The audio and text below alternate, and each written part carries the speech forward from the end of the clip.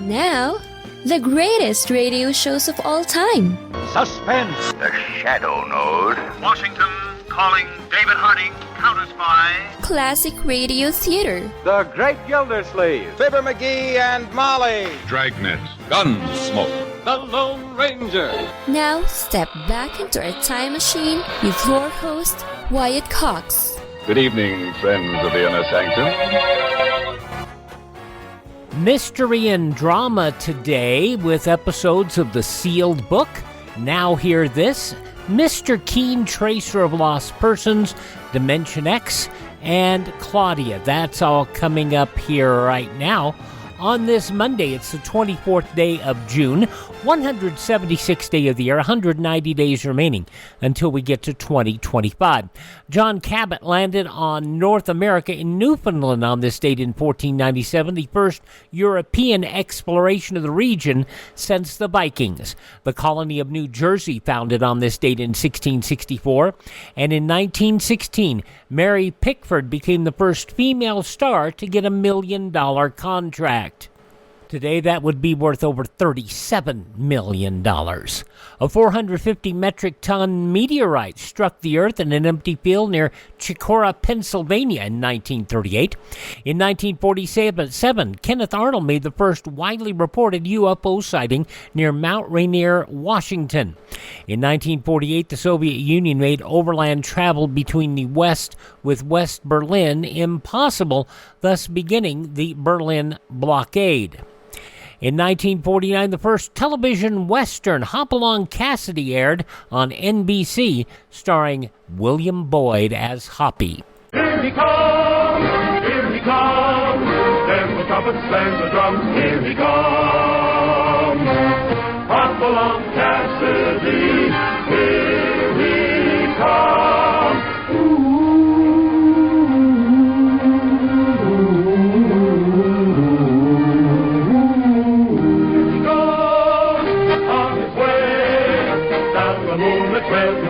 Cowboys ring. Hop along, Cassidy. Hop along, Cassidy. He'll return soon again. There's no use to say goodbye until then. Hop along, Cassidy. So long, hop along.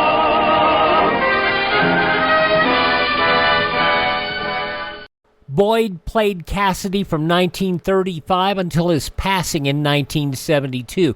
When studio interest waned in Hopalong, Boyd scraped together all the money he could and purchased the rights to the character and the movies. Boyd self-funded his own fortune, and the result was that William Boyd owned the hottest property in early TV, Lock, Stock, and Gun Barrel. Released on this date in 1954, The Caine Mutiny. I know exactly what he'll tell you. Lies. He was no different from any other officer in the wardroom. They were all disloyal. I tried to run the ship properly with the book, but they fought me at every turn. If the crew wanted to walk around with their shirt tails hanging out, that's all right. Let them. Take the tow line. Defective equipment, no more, no less. But they encouraged the crew to go around scoffing at me and spreading wild rumors about steaming in circles and then old Yellowstain. I was to blame for Lieutenant Merrick's incompetence and poor seamanship. Lieutenant Merrick was the perfect officer, but not Captain Queeg. But the strawberries, that's where I had them. They laughed at me and made jokes. But I proved beyond the shadow of a doubt and with geometric logic that a duplicate key to the wardroom icebox did exist. The film received Oscar nominations for Best Picture, Best Actor, Humphrey Bogart as Best Actor, Tom Tully as Best Supporting Actor, Best Screenplay, Best Sound Recording, Best Film Editing, and Max Steiner for Best Dramatic Score. The second highest grossing film in the U.S. in 1954, and 52 later to this day, a section of 103rd Street between Broadway and West End Avenue in New York City, renamed Humphrey Bogart Place. Lauren Bacall and her son Stephen Bogart present at the commemorative event, and Lauren Bacall told the assembled group of city officials and onlookers in attendance, Bogey would never have believed it. In 1957, the Supreme Court ruled that obscenity is not protected by the First Amendment. In 1973, following talks with Soviet leader Leonid Brezhnev and President Nixon, Brezhnev departed for the Soviet Union from San Clemente, California. The president made these remarks.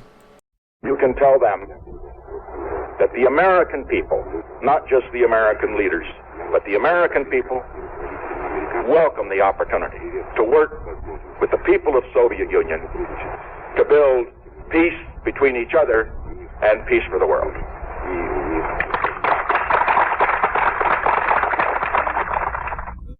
The Soviet leader expressed similar sentiments.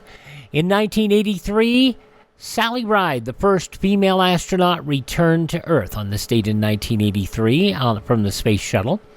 In 1993, Yale computer science professor Dr. David Gullner lost the sight in one eye, hearing in one ear, and part of his right hand after receiving a mail bomb from the Unabomber. In New York on this date in 2004, capital punishment declared unconstitutional. The Angora fire started near South Lake Tahoe on this date in 2007.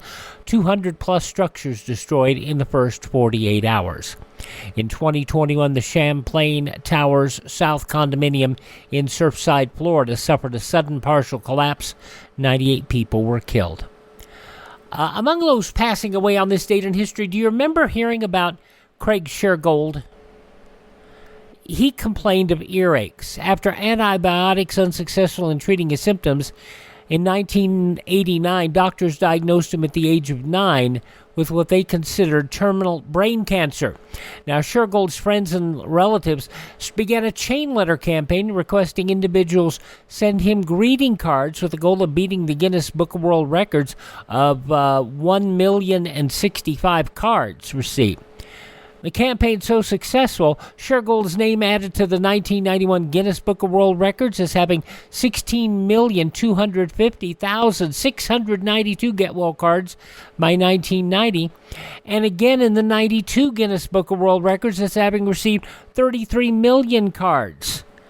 Well, American billionaire John Clute, founder of Metra Media, learned of Shergold's illness, arranged for him to travel to the U.S. for a new kind of operation. He was operated on in 1991 at the University of Virginia Medical Center, a physician able to remove virtually all of the tumor, well, that except for a benign fragment.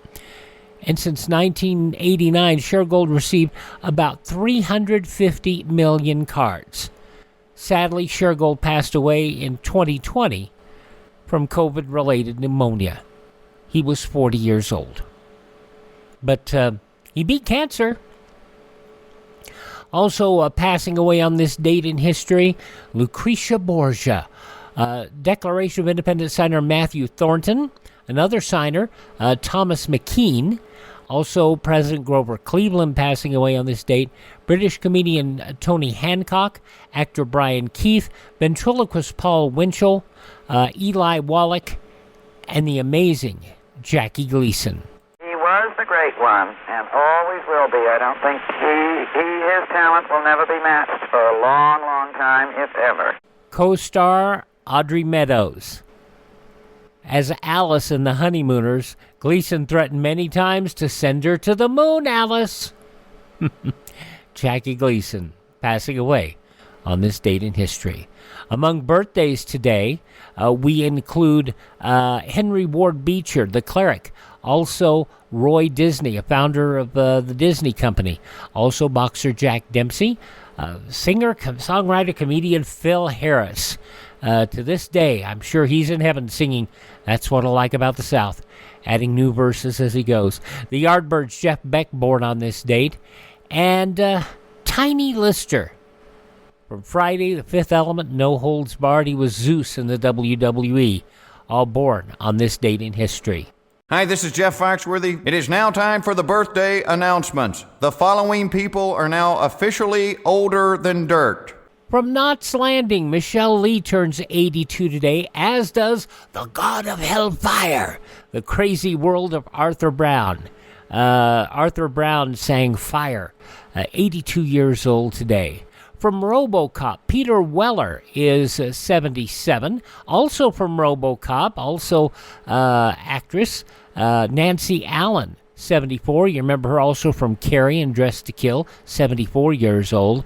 Fleetwood Mac's Mick Fleetwood, 77 today. From ER, Sherry Stringfield is 57. Nothing's going to change my love for you. Glenn Medeiros, 54 today. From the Mindy Project in The Office, Mindy Kaling is 45. From Friday Night Lights, Almost Human and Titans, Minka Kelly is 44. And Beyonce's sister, Solange Knowles, is 38. Those just a few of the people who celebrate the 24th day of June as their birthday. And if this happens to be your birthday, Happy birthday to you.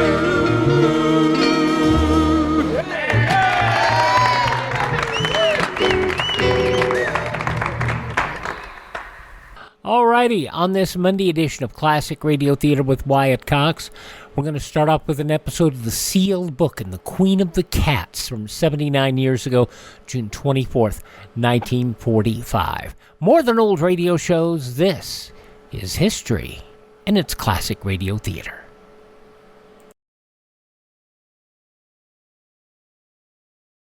There is a defense against radioactive fallout. During enemy attack, get to a shelter immediately. Stay there until local officials advise you it's safe to leave. Be prepared. I did get a note from somebody saying, Wyatt, you know, there are other podcasts out there that do old radio shows, but none of them bring the history and the information that you bring. And I appreciate the thoughts of that, because that's what we do. I recognize that there's so many other places that you can just get the shows if you want the shows. Okay, they're out there. But we put them in historical perspective. I try to put them in some sort of semblance of order. I try to do them all on the date. Like, for example, this is a Monday, right? This is the 24th day of June that we're releasing this podcast. And we do shows from the 24th day of June. That's why we don't run Jack Benny year-round, because Jack wasn't on year-round. But we bring you shows that were on that date in history. And so summertime, it gets really tricky. There are shows like The Sealed Book. Now Hear This. Mr. Keen in the later years, which is, by the way, a quarter-hour show. Dimension X and Claudia that were on in the summertime. And so that's why we bring you these shows. Now, as I said, an episode of The Sealed Book from 79 years ago today, June 24th, 1945. This story is about the Queen of the Cats.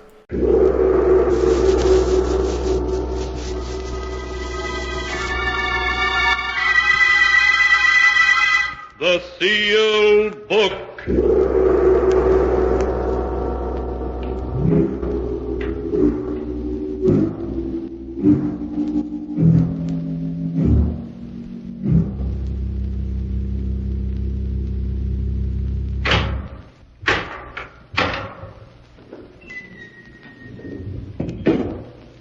Once again, the keeper of the book has opened the ponderous door to the secret vault, wherein is kept the great sealed book, which records all the secrets and mysteries of mankind through the ages.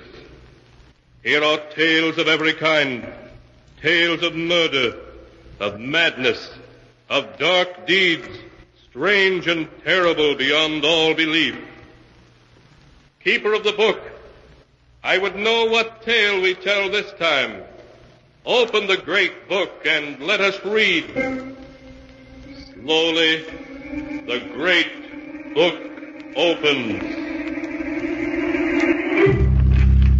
One by one, the keeper of the book turns the pages and stops.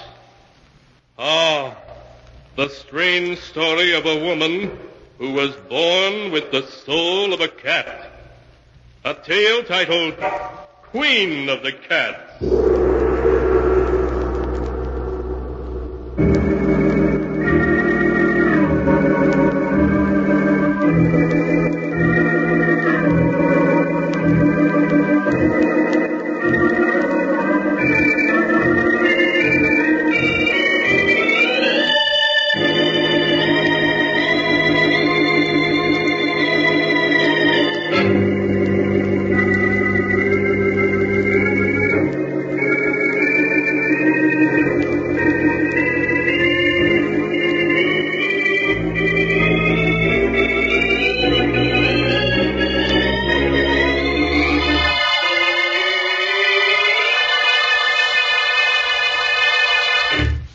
Here is the tale, Queen of the Cats, as it is written in the pages of the sealed book.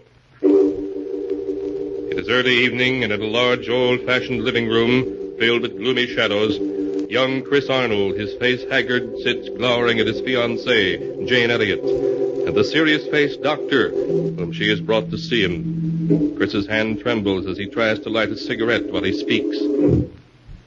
I'm sorry Jane made you come all the way out here to see me, Dr. Smith. There's nothing wrong with me. Nothing, I tell you. Oh, Chris, there is. I know it. Yes, Chris, Jane's right. I've known you all my life, and I can see at a glance there's something wrong. Now, why not tell me, and let me see whether I can help you or not. All right, I'll tell you. I've got to tell someone. Jane knows part of the story already. She was in it. But I'll tell it to you from the very beginning, which was 2 years ago at a party to which Jane and I were invited. Oh, Chris, isn't this a wonderful party? The only thing wonderful about it is you. Chris, don't. People are watching. Oh, fine thing when a man can't kiss his best girl in public. What's this generation coming to? At Miss Tyndall's school, we were taught a young lady never kisses a man in public. Miss Tyndall is setting romance back 50 years. Who are you looking for, anyway? Rana Farouk, my roommate at Miss Tyndall's. Oh, she's the Egyptian girl you were telling me about. Yes, I want you to meet her. Only you'd better not fall in love with her as every other man does. Sounds as though she's a second Cleopatra. Men don't seem to be able to resist her. Really? Well, I'm curious to see this siren of the Nile. There she is, Chris. Come on. So that's Rana.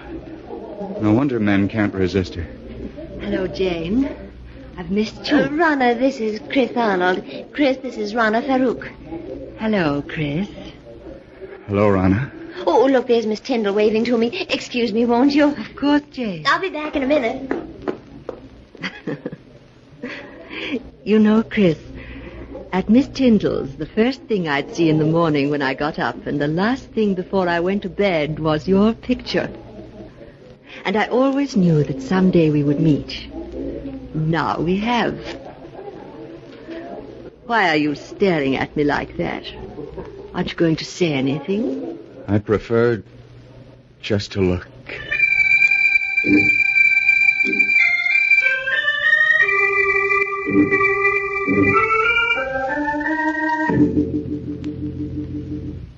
Even now, Doctor, 2 years after our first meeting, I find it difficult to describe how beautiful Rana was. I was her slave from the moment I saw her. And a month after we'd met, we were married. I see. Please go on, Chris. After Rana and I were married, we took an apartment in town. In the months that followed, I began to see Rana not as the image I'd been infatuated with, but as she really was. Vain, selfish, and possessive. It was a possessiveness verging on madness. She couldn't bear to have me out of her sight. And when I was, upon my return, there'd be questions, countless questions. I began to dread seeing her. And then there were the cats. The cats? Yes. The apartment was always full of cats. She'd sit for hours stroking them, whispering to them, till I felt I'd go mad. And that was when I got the strange idea that Rana wasn't really human at all, but a great cat herself, wearing human form. She and the cat seemed to talk together as if they understood each other perfectly. Life became a nightmare for me. A nightmare full of cats and Rana asking questions, endless questions. One day I realized I couldn't go on living with her any longer, that our marriage had been a mistake. I decided to tell her about it that very evening, without waiting any longer. Now, come in, Rana. Of course, dear. Rana, there's something important I want to talk to you about. Please, Chris, there's so little time just now. We can talk after the party. But, Rana, this is important. I think that... Darling, whatever you have to say can wait. Now, please hurry. But... Please. Well, all right. We'll discuss what I have to say later. Chris, when I called you at the office this afternoon, why didn't you tell me that you'd had lunch with Mary Walker? How did you know I had lunch with her? Oh, a friend told me. A friend? Who was it? What is it, my beauty? What are you trying to tell me? Rana, put that cat down and answer me. Who is the friend that told you I had lunch with Mary Walker? Someone you've never met, darling. How is it you always know what I've been doing? Whom I've been seeing? It's as though you have people spying on me. Chris, what a thing to say. Now, please hurry or we'll be late. There's something strange about the way you always know what I've been doing. Sometimes I suspect... Chris, look out! You stepped on Sabina's tail. Well, if there weren't so many cats underfoot, I wouldn't have stepped on it. Why must you keep 5 cats around? Because I love cats. They're beautiful, sacred. Thousands of years ago, my ancestors worshipped cats. And the great cat goddess Sekhmet. On the River Nile, close by the ancient city of Hamadi, where I was born, are the graves of 100,000 sacred cats who have been mummified and buried with reverence. Rana, I can't go on like this anymore. Why, darling, what do you mean? Our marriage was a mistake. I want a divorce. Chris, you can't be serious. But I am. No, Chris. I love you and I won't give you up. You're mine, darling. You always will be. Nothing shall ever separate us.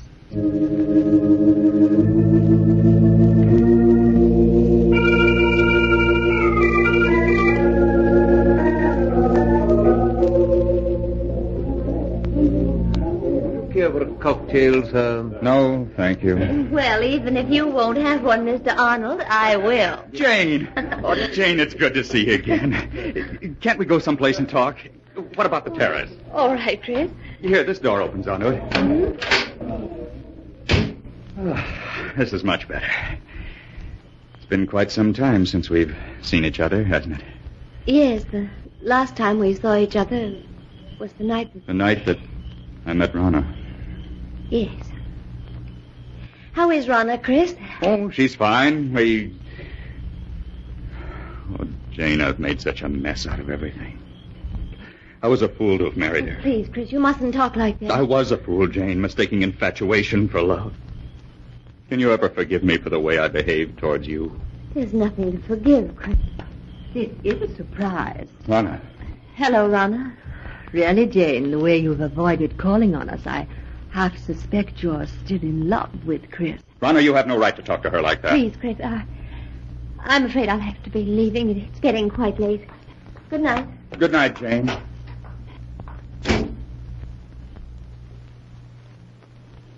I hope I didn't interrupt anything by coming out here so unexpectedly, Chris. Yes, Rana, you did. I was about to tell Jane that I love her and that I always will. Rana, you've got to give me a divorce. I'll never give you a divorce. Never, do you hear? You're mine and you always will be. If I can't have you, no one else will.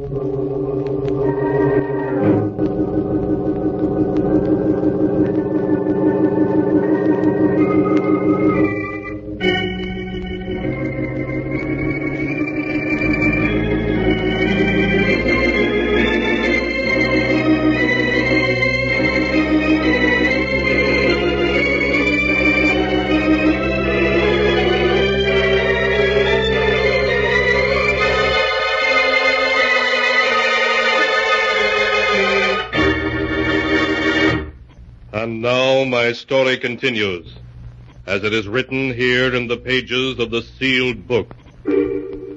There is horror on Chris Arnold's features as he tells the doctor of his efforts to get his wife, Rana, to divorce him, and of her refusal to let him go. I can still see her, Doctor. She stood there, glaring at me. She looked like a cat. A great angry cat. Her green eyes were cold and murderous. Her long nails dug into my arm. Her body was tense. For a moment, I thought she was going to scratch my eyes out. And she turned and stalked away. What happened after that night, Chris? I ceased speaking to Rana. We lived in the same apartment, but that was all. Rana waited for me to come around, with all the patience of a cat playing with a mouse. But when a month had passed and I still refused to talk to her, she made an attempt to win me back. It happened one night as we were driving to this house. Why are you slowing down, Rana? I want to talk to you, Chris, and I can't talk to you while I'm driving. There's no point in your stopping. We have nothing to say to each other. But we do, darling. Chris, we could be so happy together if you wanted to. You know how much I love you. I'd do anything to make you happy, anything. Anything? Then you can give me a divorce. Chris, you haven't any right to treat me like this. I'm your wife. Only in the eyes of the law, not in my eyes. I hate you. I hate you! Oh, you cat! You almost took my eyes out with those claws of yours. I will scratch your eyes out before I let any other woman have you. You're mine and yours will be. Perhaps this will bring you to your senses. Slide over. I'll drive. Very well, Chris.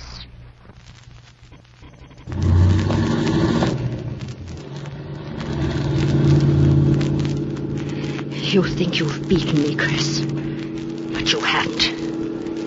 In the end, you'll come crawling to me. It may take a year, 2 years, 5 years. But I can wait. You have everything planned perfectly, Rana, don't you? But I have one way of escape from you that you never thought of. Really? And what way is that? I can escape through death. Death? Yes, Rana. If I should fail to take the curve 100 yards ahead, we'd plunge off the side of this mountain. Chris, you wouldn't. Why not, Rana? You've showed me there's nothing to live for. This at least is a clean way out. No, Chris! Chris, don't! No! No!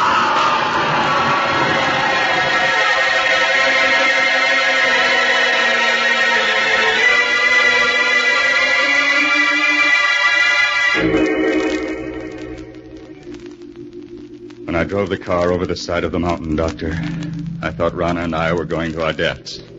But fate decreed otherwise. When I recovered consciousness 48 hours later in a hospital, I learned it was only Rana who had died. I only had a few bones broken and was out of the hospital in a month. It was just a week later that I ran into Jane. Oh, Jane! Chris. Oh, Chris, it's you. Janie, you always seem to pop up just when I need you most. These past weeks must have been so difficult for you. Oh, I don't want to look back at the past, Jane, but only to the future. The future I once hoped we'd share, and still do.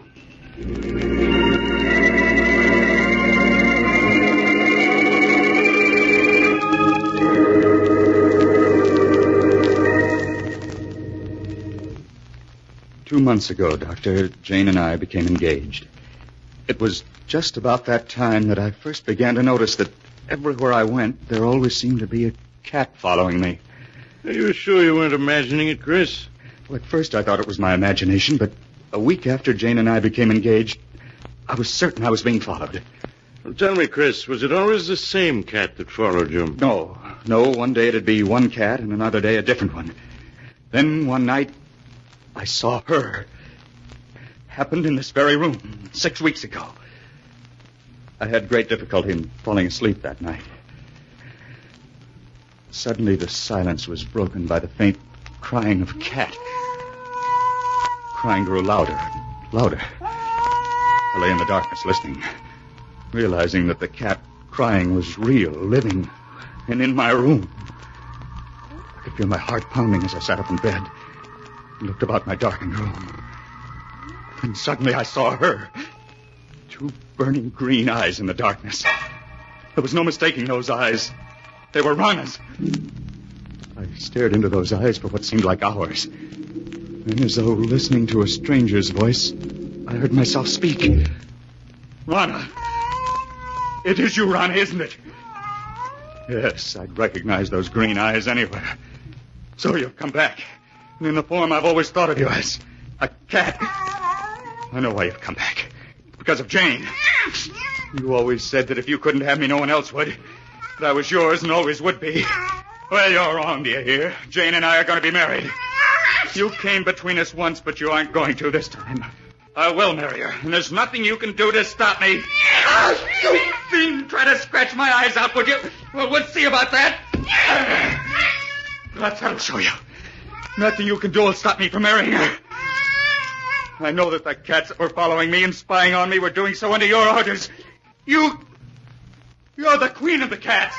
Yes, I should have known. No wonder you always knew where I'd been, who I'd seen. You had cats spying on me even then. Well, even if you are the queen of the cats, you can't stop me from marrying Jane. Perhaps a bullet between those green eyes of yours is what's needed.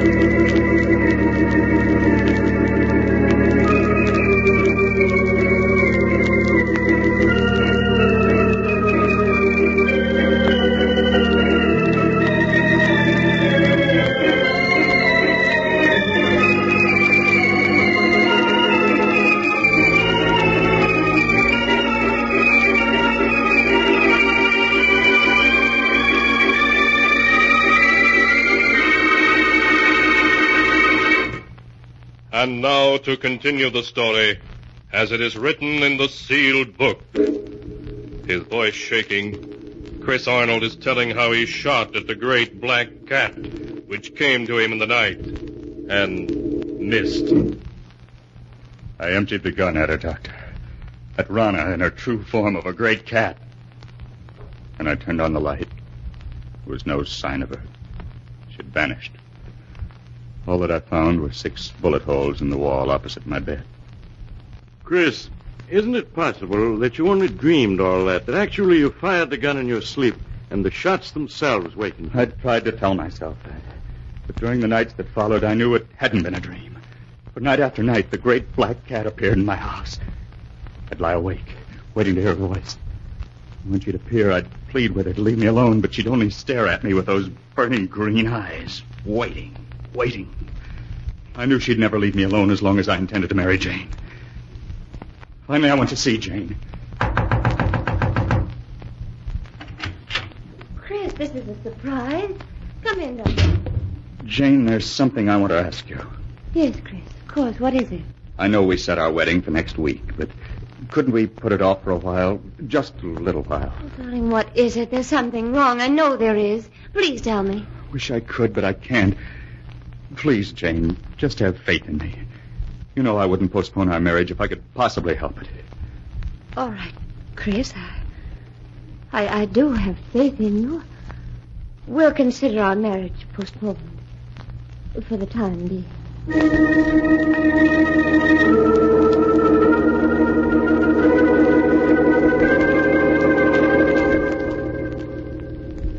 The night I put off my marriage to Jane, Doctor, was the first night that Rana didn't appear.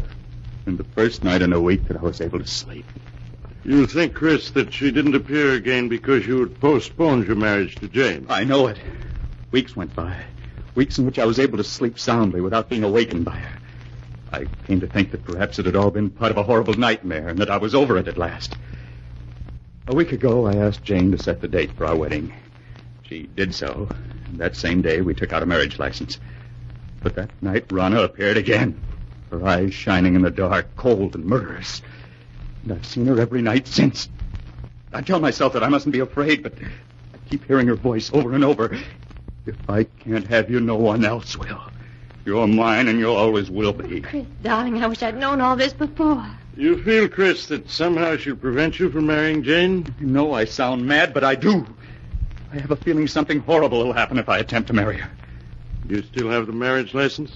Yes. Why do you ask? Chris, you've reached a crisis in your life. You're faced with fears that are threatening to overwhelm your sanity. Now, the best way for you to challenge your fears is to go through with your marriage to Jane now, tonight. Tonight? Yes. It's quite late, but I'm sure a friend of mine who's a judge will marry you. All right, Doctor. Jane, will you marry me tonight? Oh, yes, Chris. Yes.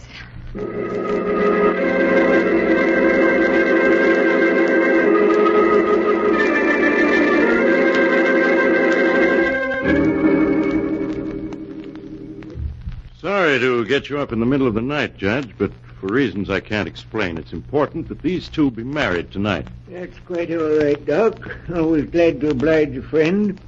Have you got the license and ring, young man? Yes, sir. Here's the license and here's the ring. Good. Now, young man, if you'll take her right hand. That's it. Now, shall I give the long ceremony? Or the short one? The short one, please. Just as you say, young lady. This is the shortest one I've got. And do you, Jane Elliott, take this man to be your lawful wedded husband, to love, honor, and obey as long as you both shall live? I do. Do you, Christopher Arnold, take this woman to be your lawful wedded wife, to love, honor, and cherish as long as you both shall live? It's she! It's Rana! Oh, Chris, please, it's only a black cat. You mustn't pay any attention to it. Of course not. Now, It's Rana, I tell you. Look at her eyes. I told you she'd try to prevent my marrying Jane. Well, I'll get rid of her for once and for all. Chris, what are you doing with that gun? Put it down. Oh, she got away. Well, wherever she's gone, I'll find her and kill her. Chris, come back.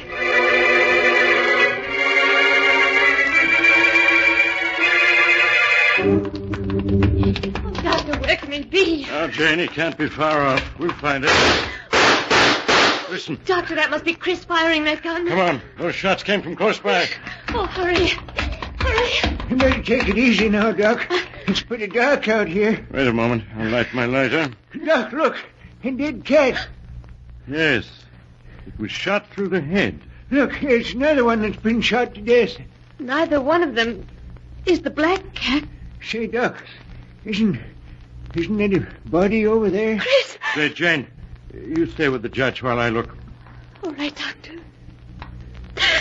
There, listen. You mustn't cry. But this would never have happened if I hadn't agreed to marry him. He was afraid, so afraid. Doc, is it Arnold? Yes, it is. He's dead, isn't he? I can see it in your face. Yes, Jane, he's dead. But, Doc, how could such a thing have happened to him in such a short time? He's been clawed to bits, as if by the claws of hundreds of cats. Oh. And most horrible of all, his eyes have been scratched out.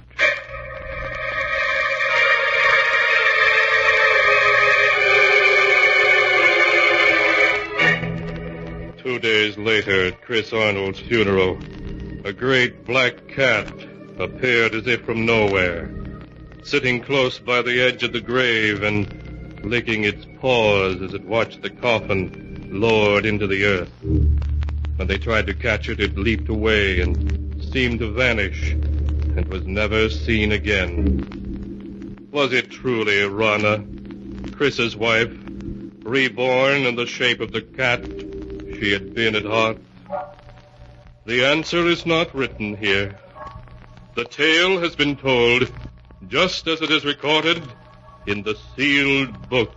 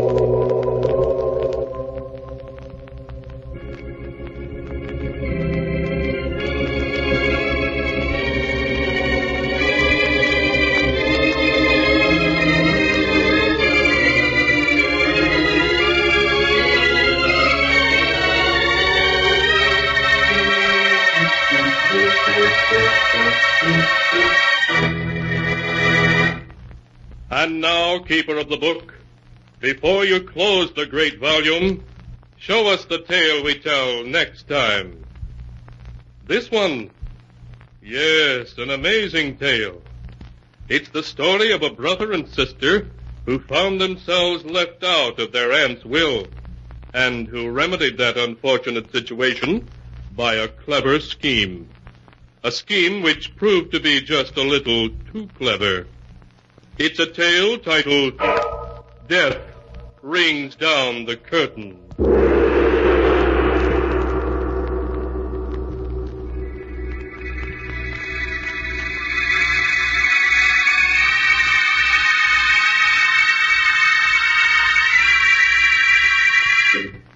Be sure to be with us again next time, when the sound of the great gong heralds another strange and exciting tale from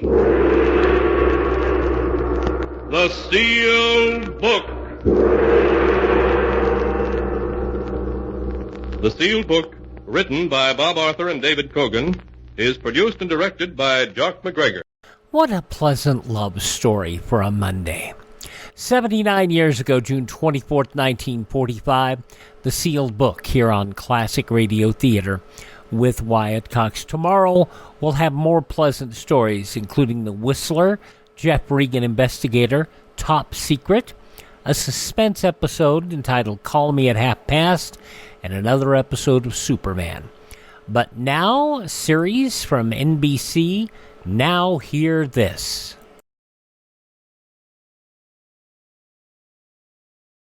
Every family should have a home shelter area.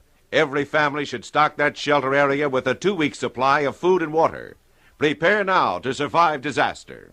A summer series from NBC entitled Now Hear This, going back 73 years to June 24th, 1953. First show of the series entitled Fire at Sea. Now hear this. Now hear this.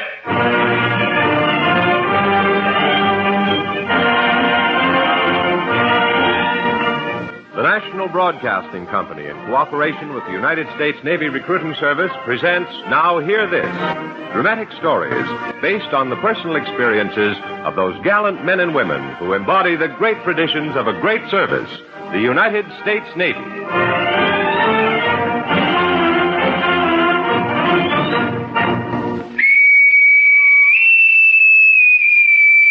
Now hear this. Sweepers, man your brooms. Clean sweep down fore and aft. Dump all trash cans. Wipe off on ladders. The first thing you learn in the Navy is this. If it's loose, pick it up. If it's bolted down, paint it. If it moves, salute it. Try to remember that, and you've got a chance to become a sailor. Now, in the Navy, you like to know a little something about the guy you're shipped in with, so I'll give you a few facts about myself. About 30-odd years ago, I left my old man's farm in New Mexico because it didn't rock, it didn't roll, and there wasn't any salt in the water. I hitchhiked my way to the coast, raised my right hand, and before I knew it, I was wearing a black neckerchief, a white hat, and a pair of bell-bottom trousers that fit me closer than the day I was born. Well, during that time, I've sailed in everything that floats and had more than my share shot out from under me. I managed to collect enough hash marks and enough stripes to make me a chief bosun's mate. My name? Well, according to my ID card, I'm Scott Peter D., BMC. Like I said, I've shipped in everything. A couple of years ago, I think it was May of 48, I was on a recommissioned tin can, a 1,650-ton destroyer on a shakedown cruise. We were plowing through a heavy sea, and the captain was doing his best to take the ship apart, piece by piece.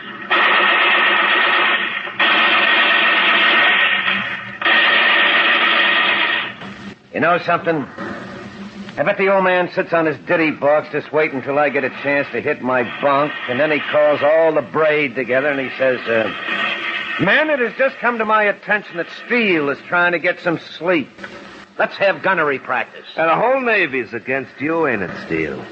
I ask you for a comment, Malone. If you ever open your yap without complaining, I'm going to be so surprised I'll probably join the Marine. Well, if you need a character reference, just ask me. Hey, How long are they going to keep it up, Malone? Now, what's wrong, kid? The boom make you nervous? No, of course not. What you peacetime sailors need's a little of the stuff we got in the Coral Sea. Oh, now, I was just asking. How you going to learn if you don't ask? Yeah, the air was so full of shells you could walk on them. And those Jap torpedo bombers were trying to use our bridge for a landing field. I thought you wanted to sleep, Steele. You think this ship is bouncing now? Oh. Malone, kid's getting seasick. Jamie. Oh, what a name for a sailor. All right, get off his back. Yeah, we were rocking and rolling. Pitching and tossing and pitching. Ooh, what a sailor. He's getting green already. Oh, I'm not complaining. Hey, Malone. Were you a striker during the war? Yeah. Only, we just didn't strike for a rating. We were striking to sea tomorrow. Now, if that don't sound like the hero of the Coral Sea. Go on, get him to tell you about the Lex, kid. The Navy gave him a medal. Oh, were you really there, Malone? Hey, they must have knocked down a couple of seagulls. They stopped the gun. Now maybe I can get some sleep. You know, I was only about 11 years old. I remember reading in all the papers about the battle. It must have really been something. It's part of a war, kid. War ain't something. It's a great big nothing. Hey, can't you see he's just dying to hear about your medal, Malone? Me too. I just love to hear how you guys won the war for Now, us. Seaman Forrest, apprentice. Report to the bosun's mate of the watch. Well, that's you, Stryker. If you want to be an admiral, you better get hopping. Well, I'm going. Look, what have you got against the kid, Steele? He doing something to you? Just having some laughs. Besides, how can you tell if these peacetime punks can take it? I like to know the guy next to me isn't going to fold up if it gets hot. Gives me confidence. Look, you got something against peacetime? Because if you have, we can start our own little war.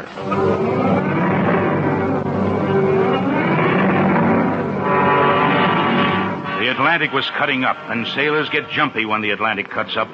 If you're riding a destroyer at the time, it's something like sitting a barn door in the middle of a tornado. She goes down, forward, up, aft, and tries to break her own back. With luck, she'll keep out most of the wind and some of the water.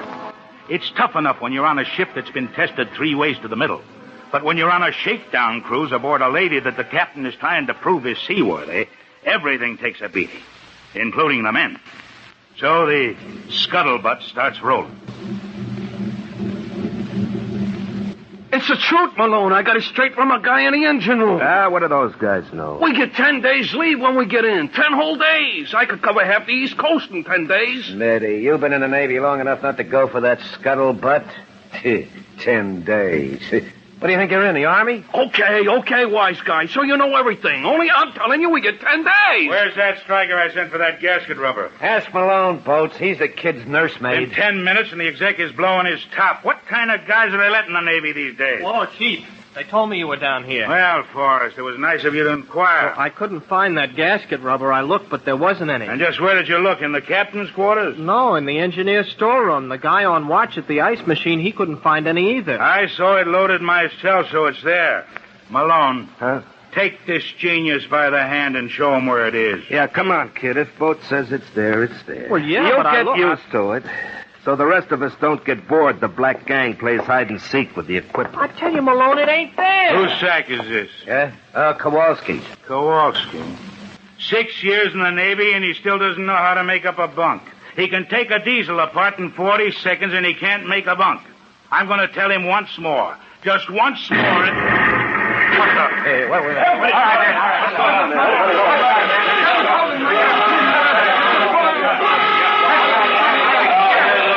Now hear this. All hands man your battle stations.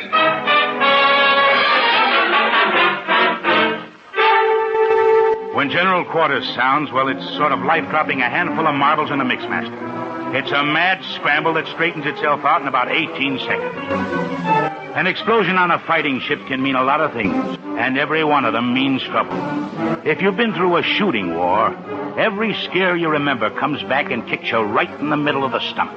And if you haven't been through the real thing, you get twice as scared. Everybody gets eaten up a little, except maybe the guy who gets paid not to. The captain.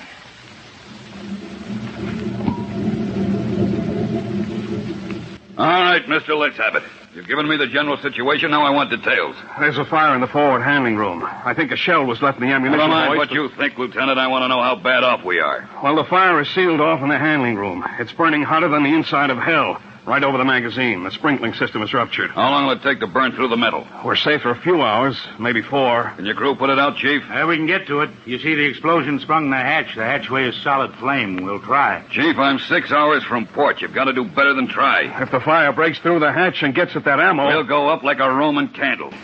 What about the 3 men in the storeroom? We can't get at them. There's only one way out, and it's on the other side of the fire. Besides, the explosion was right against their hatch. It must be sprung. Have your crew keep working on that fire, but don't let it spread. Aye, sir. Lieutenant, you stand by while I contact base.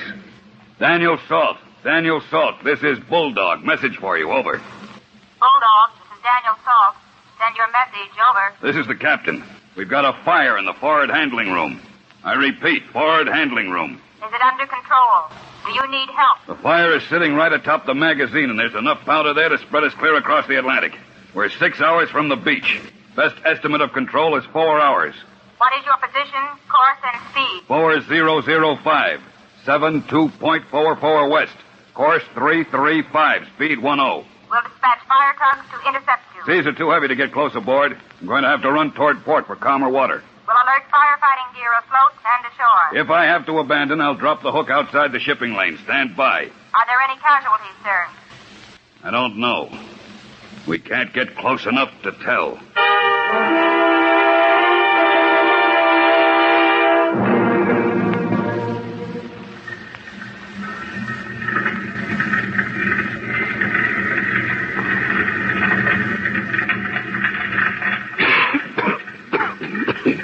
I wish we could keep the smoke out. We're lucky to be able to keep the fire on.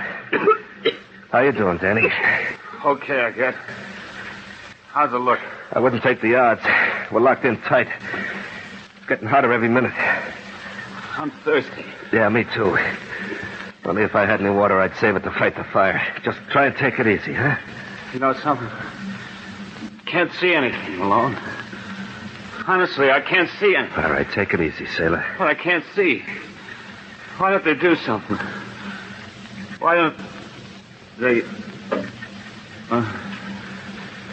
He's out again. We got 2 flashlights going. You think maybe he's blind? How would I know? I'm no doctor. Well, I was only asking, Malone. All right. I'm sorry, kid. No, he'll be all right. He's got a hole in his head where he hit the bulkhead, but at least we stopped the bleeding. How's your arm? I don't know. I can't feel anything. Never thought it could get so hot. I bet it's 120. The fire's right over the magazine, isn't it, Malone? Yeah.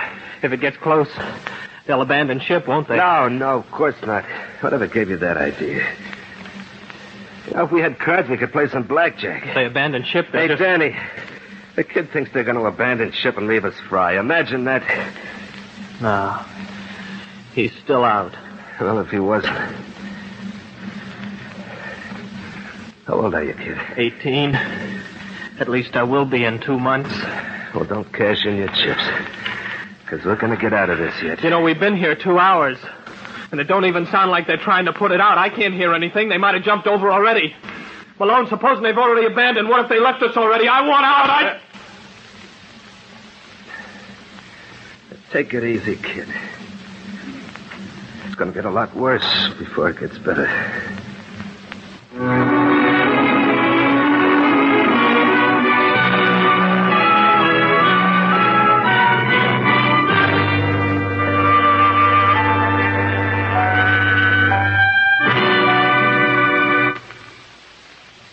Any emergency can be properly met if the people who must meet it are properly trained. You know, that's where the training that our Navy gives to each and every blue jacket comes in handy. Navy training prepares for just about every situation that can be foreseen, whether it happens to a blue jacket, a ship, or a fleet. And then preparations are made and the proper instructions given, so that when the event does occur, all hands are ready and know exactly what to do. But that's just one of the reasons why our Navy men take such great pride in their service. There are several others, such as travel, adventure, trade training, and the greatest of them all, service to our country.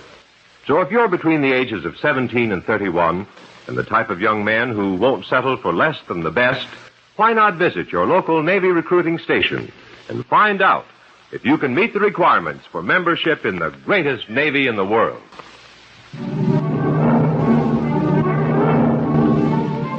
Everything went against us. The sea was slapping us around, and for every foot we went forward, we seemed to slip back, too. The fire was eating our hearts out. For every inch we gained, the flames ate 2 more. We played every inch of hose we had, and the fire asked for more. The captain cussed, the men cussed, and the hot box that was sitting atop 100 tons of powder was beginning to melt the bulkhead. I tell you, Boats, I can't get any closer. I'm cooked on both sides already. Keep that hose working. We either drown that fire, or there won't be enough left of us to serve. Hey, Chief, if I get any closer, this hose is going to melt in my hands. How much longer, Boats? I can hear that ammunition starting to crackle. Come on, how much longer? How should I know? We're not going to make it, are we, Boats? We're going to blow straight up while the captain plays a long shot. What makes you so sure the odds are against us? You bucking your 3 white stripes against his 3 gold ones? You think maybe he's been landlocked the past 14 years? Yeah, I was on a ship that went up. 300 guys and only 4 of us made it. Maybe you want to abandon and leave them guys burn, huh? Is that what you want, you yellow... Shut up! No, I don't want them to burn. There's over 300 guys on this frying pan. We don't even know if those 3 down there are alive. Keep playing that water. I'm doing it. I'll start change balls and make report to bridge. Let us know, will you, Boats? Come back and let us know. If you was caught, you wouldn't be so quick to abandon. I didn't say that. Where's that relief?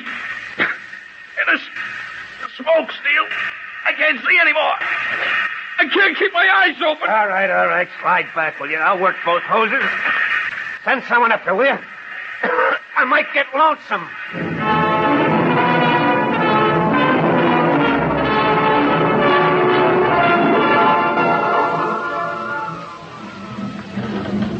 You making any headway, Boats? Not much, Captain. We've kept it from spreading, Captain, but the bulkhead's beginning to swell. We still can't get close enough to open the hatch to the handling room. How do you expect to put the fire out if you can't get to the guts of it? The hatchway is full of smoke. The hatch itself is white hot. Then it's worse over the magazine. I'm still 4 hours out of port. Miller, I want to volunteer to blow that hatch off with a TNT demolition block. If we can spring it wide open, we can get to the fire. Too heavy a charge will spring both hatches. If that happens, we're opening up for the fire to reach the ammo. And even if we only open one, we might not be able to control the fire. The draft will make it spread. I know it's a gamble, but we've got to take it. I've got a time limit of 1 hour. It'll take you at least 30 minutes to get close enough to set the charge. Now, if, and it's a big if the outer hatch is blown open, how long before you can put out the fire? An hour. 30 minutes is all you'll have. Chief? Yes, sir. 30 minutes. The men in the storeroom, can you contact them, Captain? No. They might all be dead, but they might not be. And unless I have to abandon, nobody packs.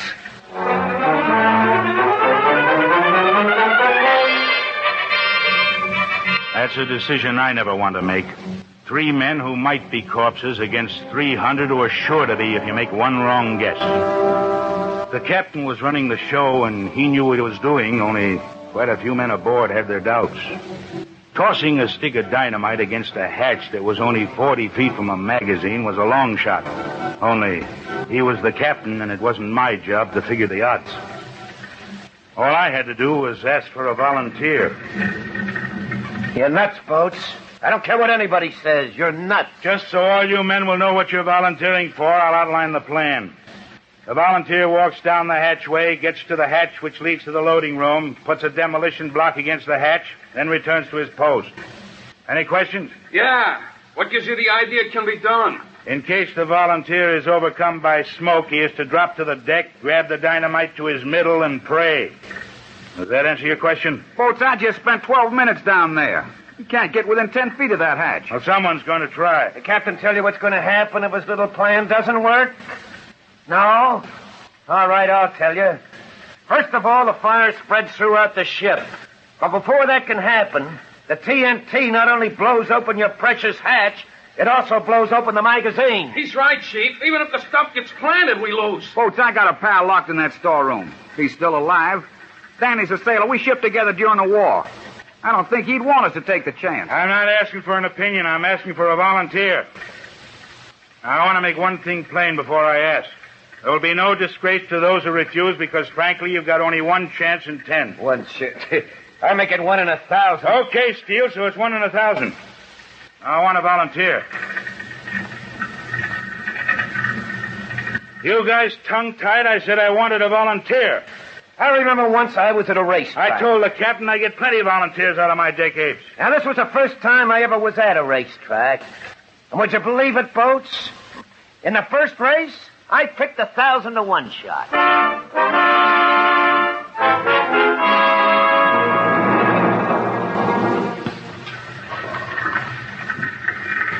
How long we been here, Malone? Too long. Long? Yeah? Got a cigarette. Dying for a cigarette. No, we're all out. Besides, they're liable to make your throat dry. You kidding? So dry now I can hardly breathe. Look, I got blisters all over me. Big blisters. Yeah. So hard to breathe, Malone. We can only get some air.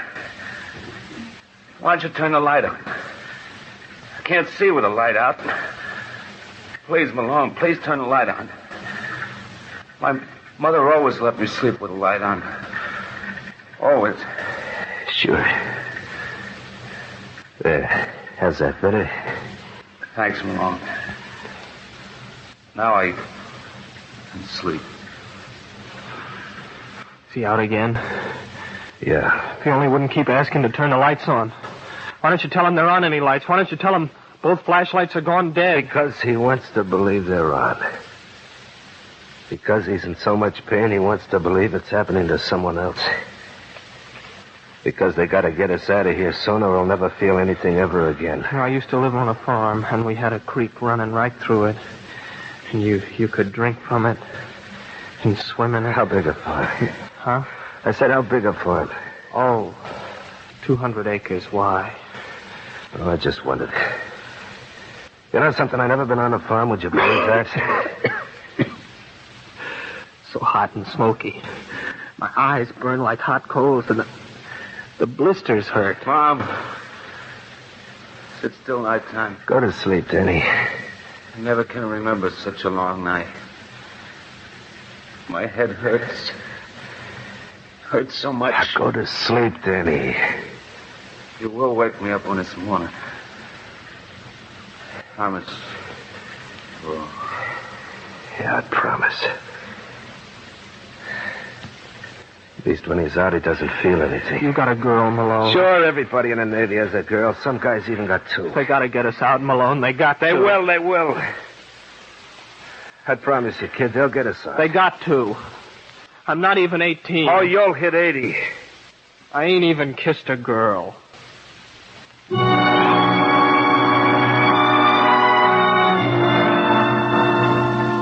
We fought that fire like our lives depended on it, and they did.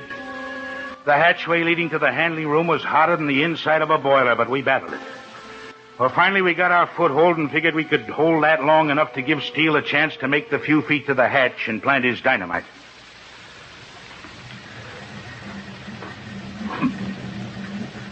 You could be cooked alive in one of these asbestos suits. Both I'd rather... You'll wear it. Remember, Steele, you've got 8 seconds to make your way through, shove this against the hatch, and get clear. 8 seconds. We'll play the hoses all around you until you turn for home. Yeah. Smitty and I'll be the only ones on the hoses after 4 seconds.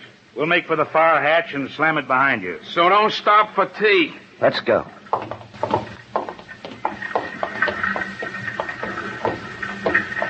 You all set, Steele? Yes, sir. Good luck. Thanks, Captain.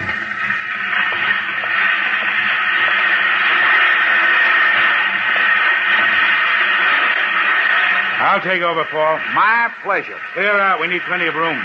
Good luck, Steele. You got water going, folks? Sure. So long. Don't forget the right.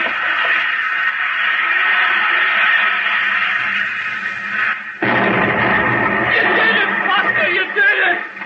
Well, folks, how long did it take me? 7 seconds. Well, what do you know? A new world's record.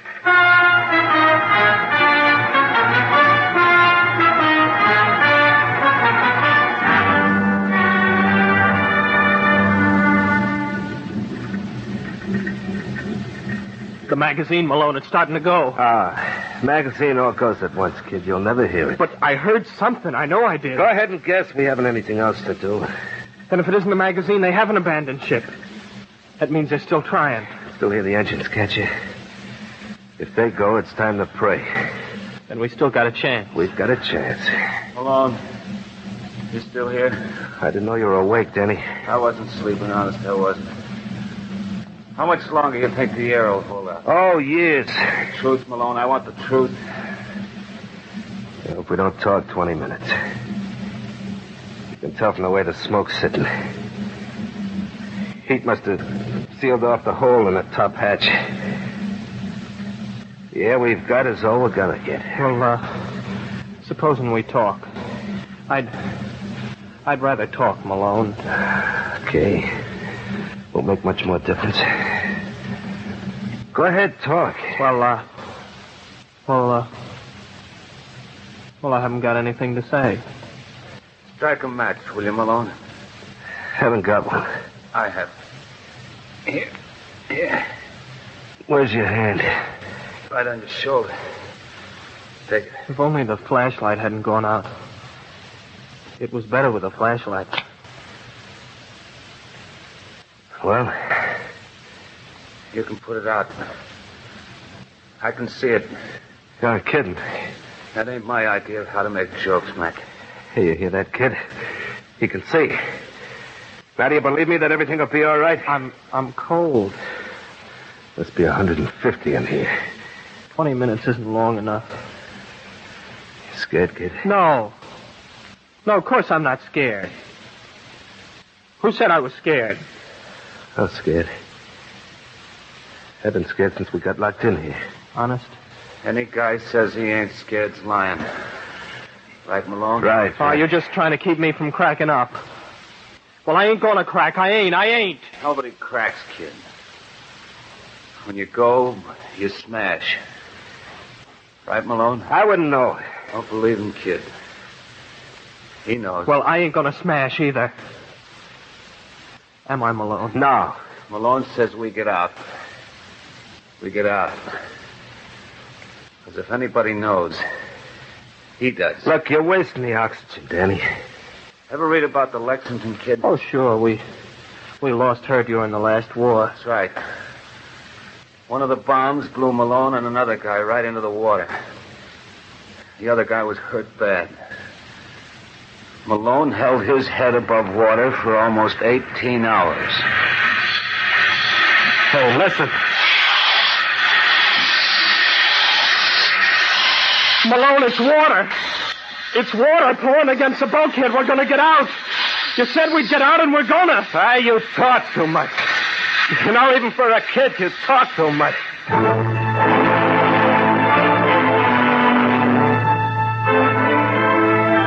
We loaded the handling room with water. Cut a hole through the deck and poured a few thousand gallons into the magazine just to make sure she wouldn't kick up at the last minute. A couple of acetylene torches went to work again, and in a matter of minutes we cut into the storeroom and picked up 3 well-done sailors. In about 3 hours and 20 minutes, we transferred them into an ambulance and sent them to the base hospital. Well, if ever 3 guys had it easy, you sure take the cake. I think you're goofing off. How long you figure to spend in this hospital? As long as the nurses hold out. Hey, Steele, is what Chief tells us the truth? Did you really fix it so they could get to us? Yeah. Hey, I saw the food they give you. I told them to put you back on beans before you get soft. I hear the Navy gave you a medal, Steele. So what? Nothing. I just hear they gave you a medal. I told you anybody could get them. Well, I gotta shove off. See you around. I just don't figure him, Malone. He didn't even know Danny. He didn't like me. He always fought with you. I just don't get it. Why him? Oh, it's a long story. Boy, I never figured that sailor to help anybody. Especially you. Well, we've been shipmates a long time. We were both on the Lexington. Oh. Maybe he figured he owed me a favor. A favor? Yeah. I taught him how to swim. It took me almost 18 hours.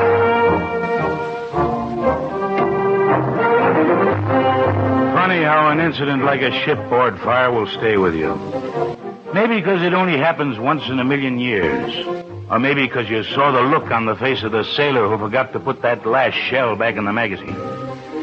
It taught a lot of sailors not to break rules and not to forget anything. And it taught a lot of them to be shipmates. In the Navy, that means something even though you don't talk about it. Even if you ride the shirt off each other. You even feel that way about a boot because you know he's wearing the uniform that stands for the same thing you stand for. You know, the way you feel about a shipmate is a little like the way most folks feel about each other at Christmas time.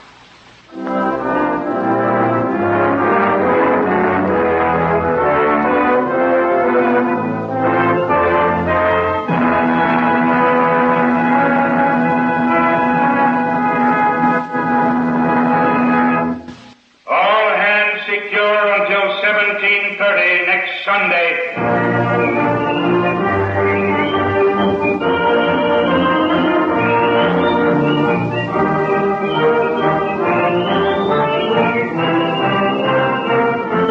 The National Broadcasting Company, in cooperation with the United States Navy Recruiting Service, has brought you the first in a series of dramatic incidents based on the personal experiences of the men and women of the United States Navy.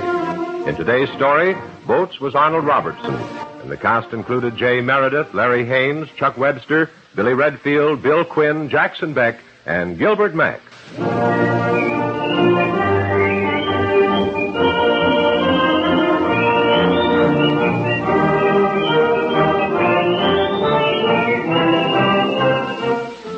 The program was written and directed by David Harmon and produced by Chick Vincent and Cy Levine. Tune in again next week at this same time when the National Broadcasting Company will once again present... Now hear this. Stay tuned for You Can't Take It With You, next on NBC. The show ran Sundays on NBC from 5:30 to 6:30. As we mentioned, this was the first episode of the series from the 24th day of June, 1951, 73 years ago today. It would run through November, and it would only be 20 episodes of the show. Now hear this, here on Classic Radio Theater with Wyatt Cox. Now coming up next on our program, we'll have a 15-minute episode of Mr. Keene, Tracer of Lost Persons from 70 years ago, June 24th, 1954.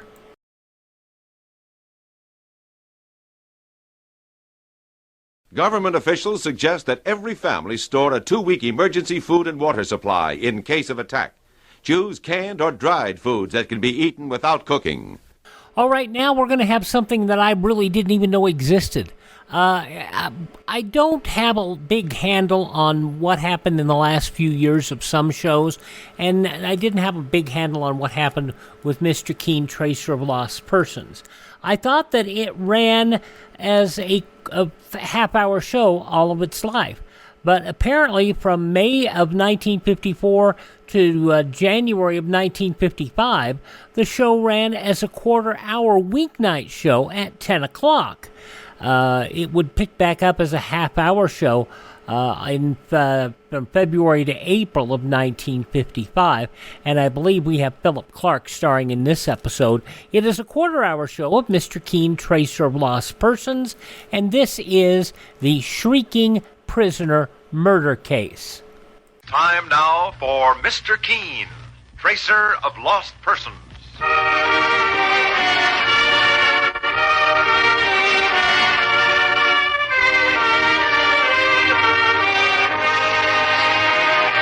Presenting Mr. Keene, Tracer of Lost Persons, in our new Mr. Keene series, in which the kindly old investigator brings to us his most celebrated cases on Mondays through Fridays at this same time. Tonight, the Shrieking Prisoner Murder Case.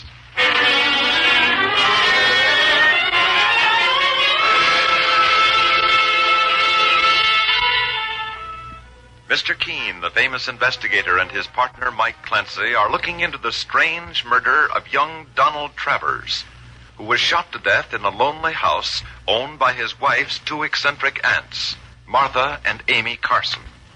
Both Carson sisters are suspects in the case, for Amy is shriekingly insane, and Martha was determined that no one should find out about it.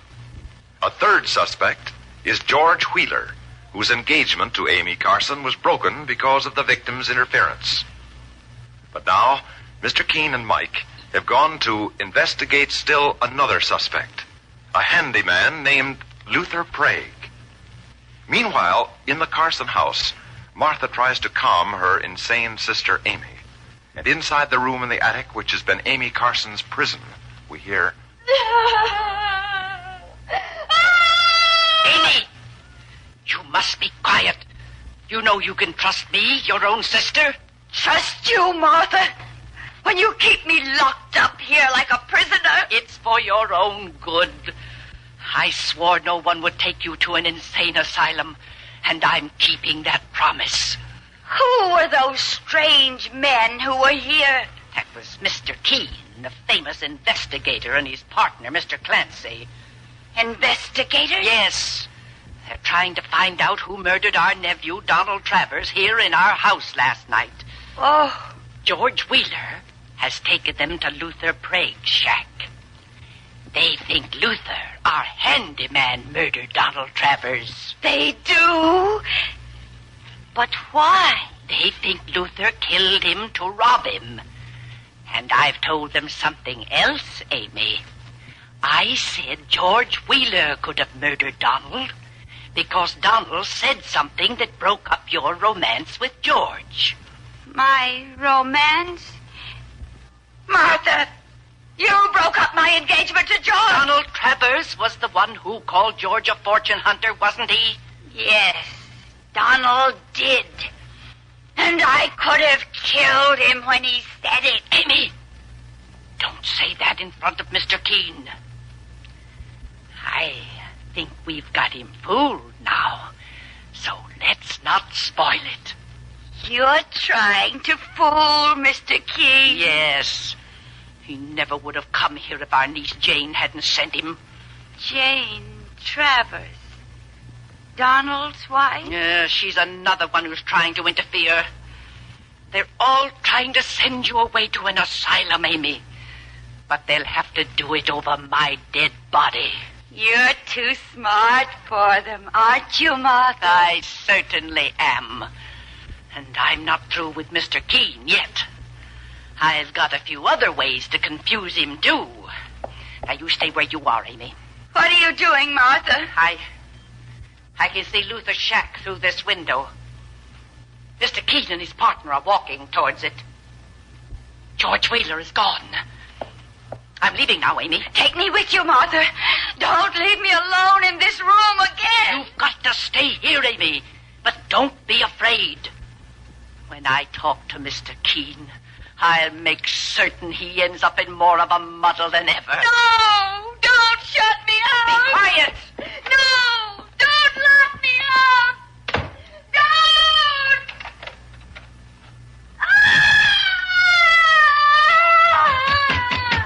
Open the door!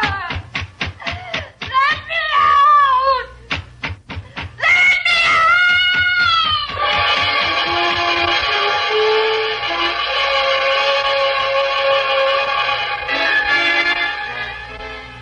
Well, it's no use, Mr. Keene. The door to this shack of Luther Prague's is good and locked. I've worked on it now for half an hour. If we want to search this place, Mike, you'll have to find another way of getting in. Well, I might be able to force a window. When George Wheeler found that watch that had been stolen from the murdered man, Donald Travers, this door must have been accidentally left locked. Mr. Keene! Boss, it's Martha Carson. Mr. Keene! My sister, Amy.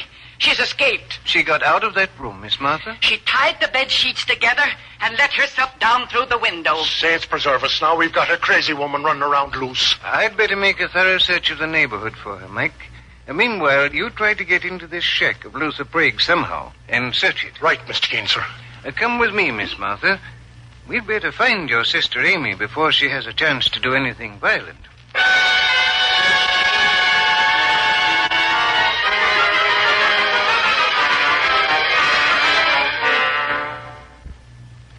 We've gone over the neighborhood pretty thoroughly, Miss Martha. But we found no sign of your sister Amy. It's getting dark, Mr. Keene. It was foolish of you not to turn your sister over to the health authorities the moment you knew she was insane, Miss Martha. I realize that now, but I couldn't bear to let her go. She's all I have, Mr. Keene. We've lived in this house for 20 years, ever since our parents died. How long ago did you decide to shut yourself off from the rest of the world? Oh, 10 years or more, Mr. Keene. It happened when I was disappointed in love. I was going to marry someone, but he jilted me. And so you couldn't stand the idea of your sister Amy marrying either, a short time ago. It was Donald Travers who broke up her engagement to George Wheeler when he said George was a fortune hunter. That's what caused Amy's mind to crack. And it could have caused her to murder Donald Travers. No, that's not true, Mr. Keene. After all, I had something to do with that broken engagement, too. I loved Amy too much to let her marry that scoundrel. And did you love her so much you would have committed murder? To keep someone like Donald Travers from finding out about Amy's insanity and sending her to an asylum? That's ridiculous. You can't prove a thing like that, Mr. Keene. Miss Martha, what kind of an income do you have? How do you get money to live? I told you, Mr. Keene, we had a little money left to us by my father. May I ask how much? That happens to be my business. It was enough to get by on through the years. And where do you keep this money, Miss Martha? Why are you asking me so many questions about my money, Mr. Keene? I don't like to talk about it. Is it in the bank? No. I have it in an even safer place. And that's all I'm going to tell you about my financial affairs. Mr. Keene. Oh, well, now, here comes your partner, Mr. Clancy. Yes, Mike? Well, boss, I just had another tussle with Luther Prague, that axe-swinging handyman. This time I left him in his shack tied to a bedpost with handcuffs. Did he come in while you were searching his place, Mike? That he did, sir. And just as I found some very important evidence. What did you find, Mike? Well, first of all, I found this wallet. It's got the initials DT on it. Donald Travers, the murdered man. That's right, boss. It's also got $200 in cash inside it. I found it in Luther's pocket when he came into his shack. What else did you discover there, Mike? And this gun, sir. It's a .38 caliber job, and one bullet is missing. That might be the murder weapon. Well, it was in Luther Prague's drawer. There you are, Mr. Keene. It looks as though you've solved the mystery of my nephew's murder. Does it, Miss Martha? Our handyman, Luther Prague, killed Donald Travers. There's no question about it. He murdered Donald to steal that wallet and Donald's watch. The watch that George Wheeler found in Luther's room. The handyman admits he stole the watch and wallet, Mr. Keene, but he says he didn't kill the young fella. Then how does he explain having the watch and wallet, Mike? Well, Luther claims he heard the shot when Donald Travers was murdered. He says he was outside the Carson house at the time. And when Luther ran in, he found the body, but he didn't call the police himself. You mean he robbed the dead man? Yeah, that's what he admits. He told me he figured the dead man couldn't use the money or the watch anymore, so he might as well make use of it himself. And what did Luther Prague say about the gun you found in his shack, Mike? Well, he said he never saw it before in his life, boss. And he swears he didn't murder Donald Travers. Mr. Keene. What is it, Miss Martha?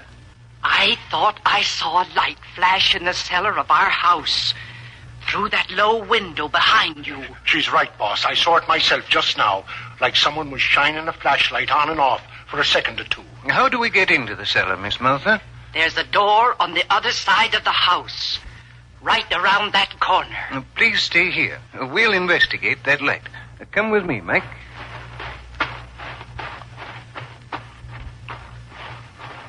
Well, here's the cellar door, Mr. Keene. Open it, please, Mike. Oh, there's a short flight of wooden steps leading downstairs. Flash your light down there. Careful, Mr. Keene. These steps are wet. Yes, there seems to be a small leak in the water pipe above us. Well, there's no one here in the cellar, Mr. Keene. Whoever it was flashing that light must have gotten away through that other door over there, leading up into the house. Now, just a minute, Mike. There seem to be footprints here. The stairs were wet when the intruder came down, and there are 3 or 4 very clear footprints on the cement floor. Mike, shine your flashlight on the wall over there. Mr. Keene, a big chunk of cement's been taken out of the wall. Looks like there was some kind of a hiding place there. And, Mike, here's a $50 bill on the floor. A $50 bill? What do you think it means, Mr. Keene? It may mean we're very close to the solution to this murder case. Well, let's look around a bit more. It's as quiet as a tomb down here. Sure, and it makes my skin creep when I think that Amy Carson, a madwoman, is running around loose. Flash your light on that hole in the wall once more, Mike. There you are, sir. The hole is lined with wood, and apparently it was used to hide valuables. Martha Carson tried to avoid the topic of money every time I brought it up, Mike. Well, I think we'll know the truth when we tell her this wall's been tampered with, Mr. Keene. I'm sure we will. Mr. Keene, suppose them footprints on the stairs were made by that loony woman, Amy Carson. Look, boss, they lead right across the cellar floor and up those other stairs again. That second flight of stairs must lead into the house. Mike, I'm going to follow those footprints up there. Boss, remember, crazy Amy Carson is dangerous. If she murdered Donald Travers, she wouldn't stop at trying to murder somebody else. She's a homicidal maniac. Homicidal maniac or not, Mike, I'm going up there. Now.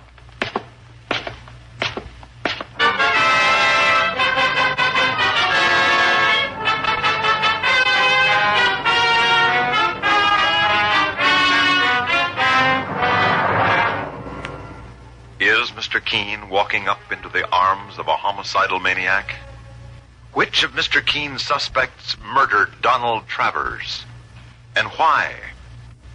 For the solution to this startling mystery, be sure to listen tomorrow at this same time to Mr. Keene, Tracer of Lost Persons.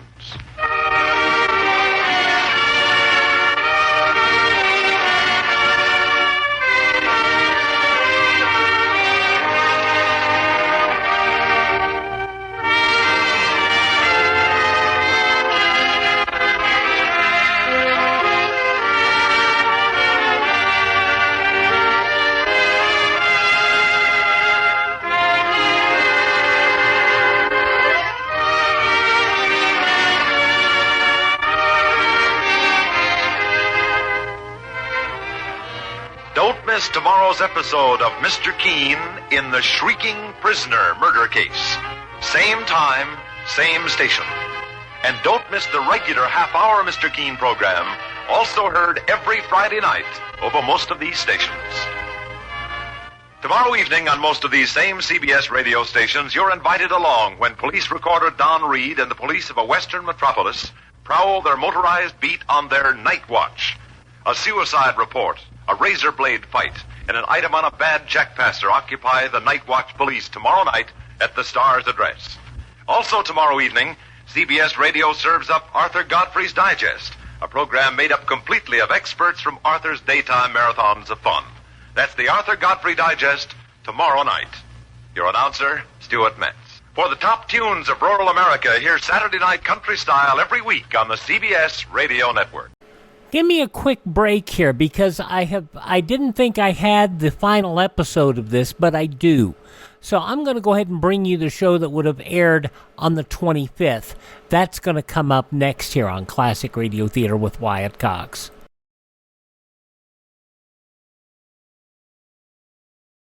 In time of disaster, natural or nuclear, medical aid may not be available. That's why one member of each family should take a Red Cross first aid or home nursing course now. Okay, the previous episode you just heard of Mr. Keene, Tracer of Lost Persons, aired on this date 70 years ago. I'm going to air the next day's show because I'm going to go ahead and let you hear the conclusion of this story. You know where it's gone so far. This is from June 25th, 1954, Mr. Keene, Tracer of Lost Persons. It's time now for Mr. Keene, Tracer of Lost Persons.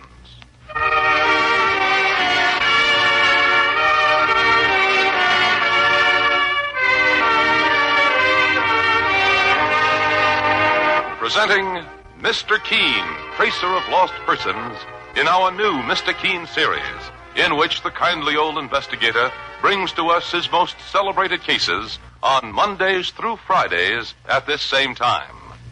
Tonight, the Shrieking Prisoner Murder Case.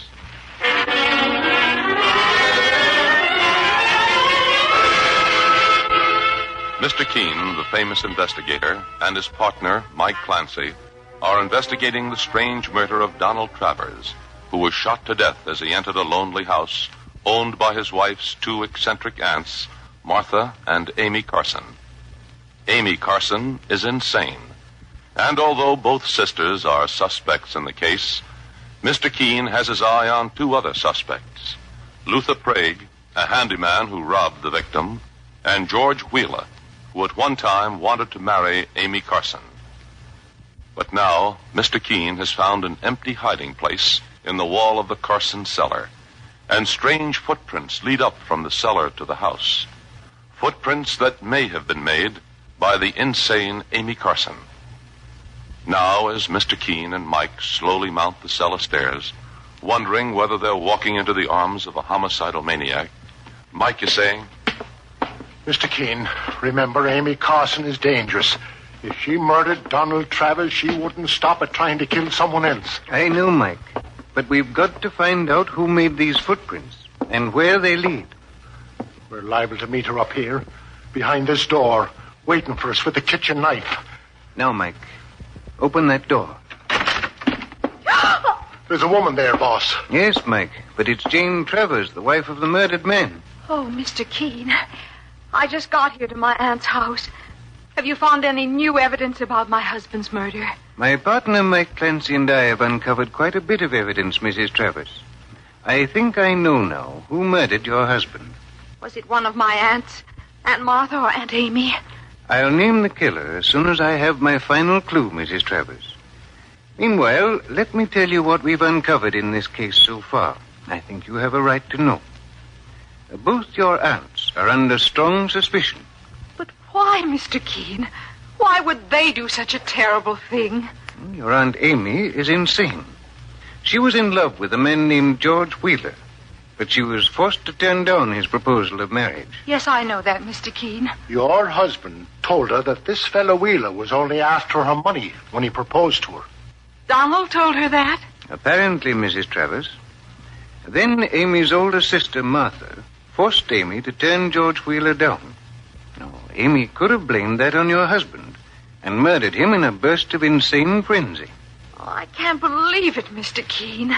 Your Aunt Martha is a suspect because she had her sister Amy hidden away at the top of this house, and she wanted no one to know about her sister's insanity. To prevent Aunt Amy from being taken to a mental institution. Yes, Mrs. Travers. If your husband had been on the verge of finding out the secret, Martha Carson could have lost her head and murdered him. But what had happened to Aunt Amy? What drove her insane? Well, the fact that her sister Martha broke up her romance with George Wheeler did that, Mrs. Travers. Of course, it also makes Wheeler a suspect, too. He may have had a grudge against your husband for calling him a fortune hunter. And, Mrs. Travers, we've got a fourth suspect, a handyman named Luther Prague. We found your husband's watch and wallet in his possession, and also a gun that may turn out to be the murder weapon. Did he rob my husband? Luther Prague claims that he did that after the murder had been committed by someone else. Well, that remains to be seen. But, Mr. Keene, you say you know who actually killed my husband. I think I do. And I'll be able to put the murderer under arrest very shortly. Now, let me ask you something. What do you know about your aunt's finances? Why, practically nothing, Mr. Keene. If your husband thought George Wheeler was a fortune hunter, and that was the reason he wanted to marry Amy Carson, he must have thought your aunt had money. And you believe she has a great deal of money, is that it? Let's say she had. What do you mean? A few minutes ago in the cellar, we found part of the wall broken open. It had evidently been a hiding place for valuables. Valuables that had been stolen just before we entered the cellar. Oh, does Aunt Martha know that, Mr. Keene? Not yet, Mrs. Travers. Oh, Mr. Keene, no matter how this case turns out, I want you to know that I'm so grateful to you for all you've done. Mr. Keene. Boss, it's George Wheeler. Mr. Keene, Amy Carson has returned home. She's been found, Mr. Wheeler? She came to my house after she escaped, and I brought her home. Her sister Martha's with her now, upstairs in Amy's room. I want to talk to her immediately. You want me to go with you, Mr. Keene? No, Mike. I'd rather you stay here with Mrs. Travers and George Wheeler. In just a few minutes now, we ought to know the final answer to this mystery and put Donald Travers' murderer under arrest.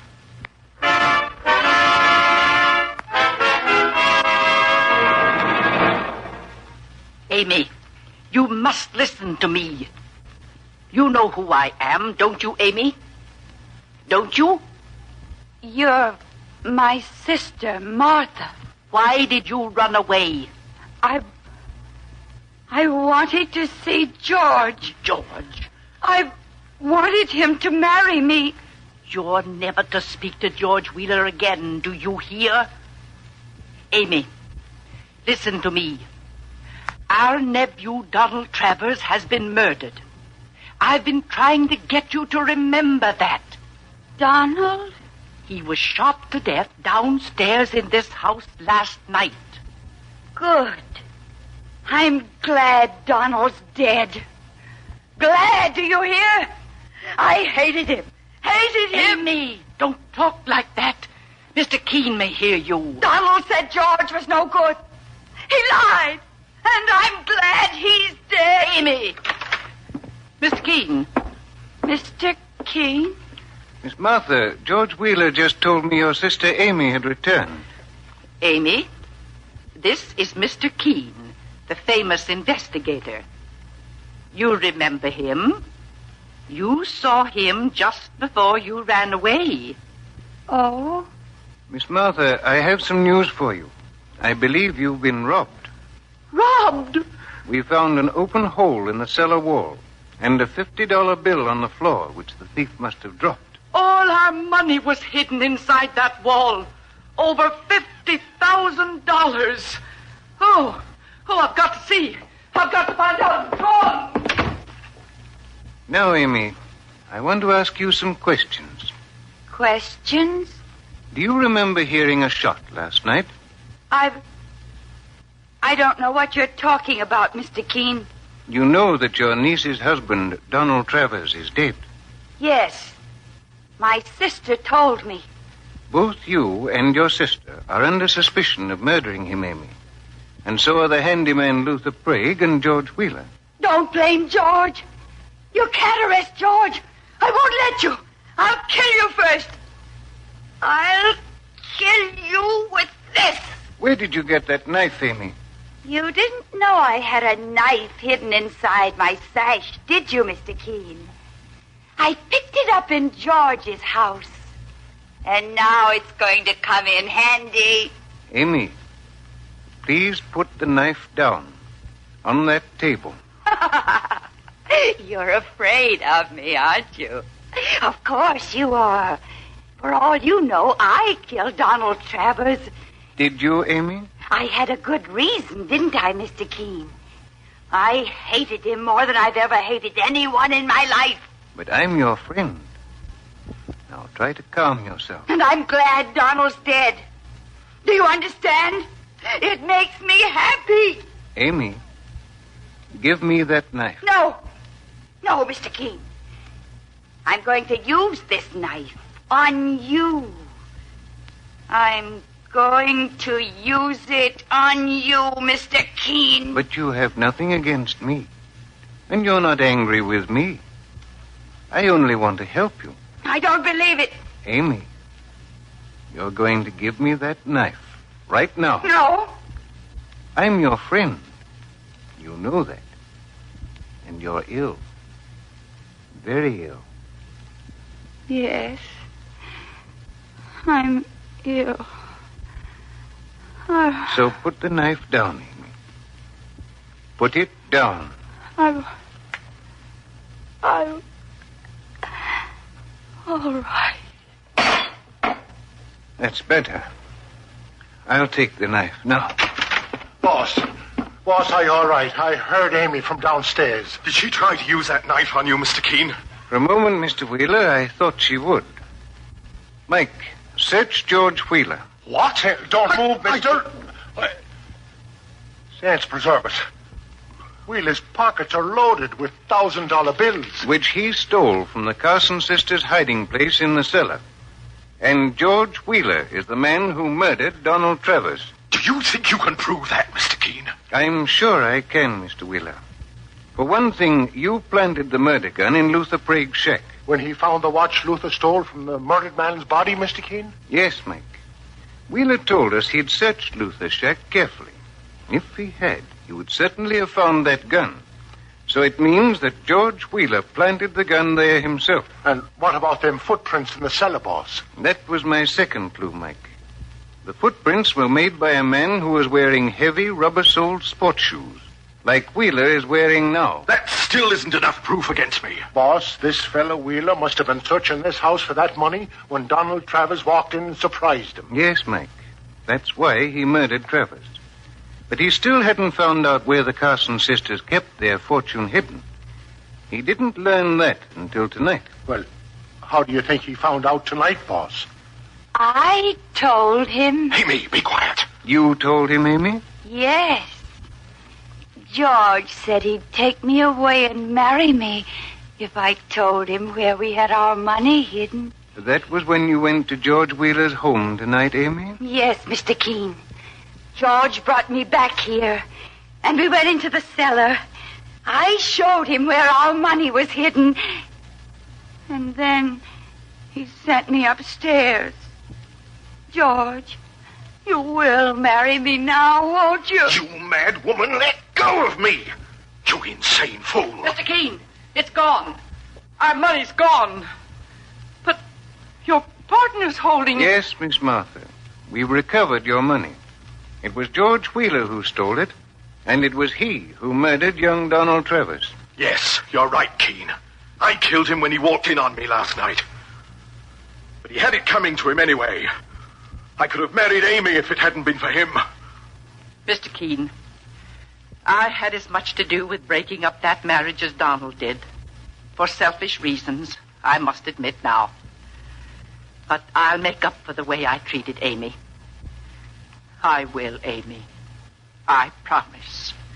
You'll get medical treatment and a cure if it takes all our money.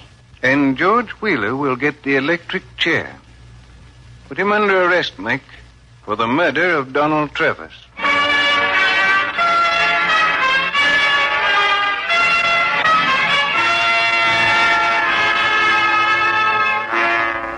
And so Mr. Keene finds the solution to the Shrieking Prisoner Murder Case.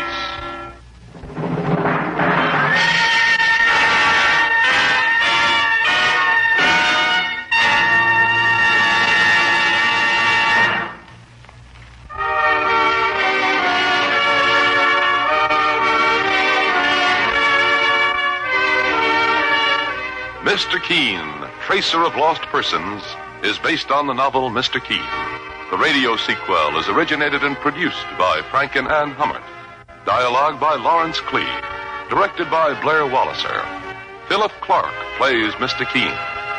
Don't miss Mr. Keene next Monday at the same time when the kindly old tracer turns to The Case of Murder and the One-Eyed Gypsy. A most unusual Western program is the many times cited CBS radio series called Gunsmoke. This half-hour Saturday night adventure program recreates the authentic atmosphere of old Dodge City when the West was young and wild.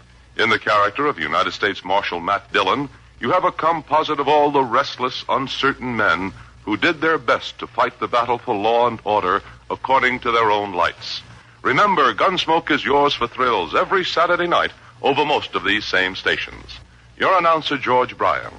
Gangbusters go into action Saturday nights on the CBS Radio Network. And there you have it, a couple of rare quarter-hour programs, which there are only three of them that I was able to find.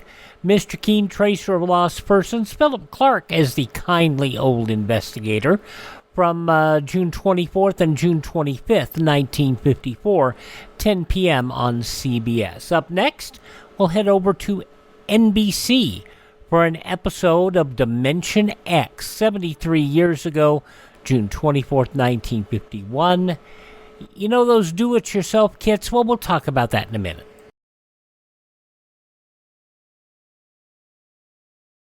During a national emergency, you may have to be your own fireman. Take the first step now. Remove all fire hazards in your home. Eliminate clutter. Store flammables in a safe place. So one of the big things in the 50s were do-it-yourself kits, where they put everything in a single kit, and it was really new at the time, where they would put things in a kit and you could build it yourself. Well, how about a build-it-yourself man? This is from 73 years ago, June 24th, 1951, an episode of Dimension X entitled Child's Play.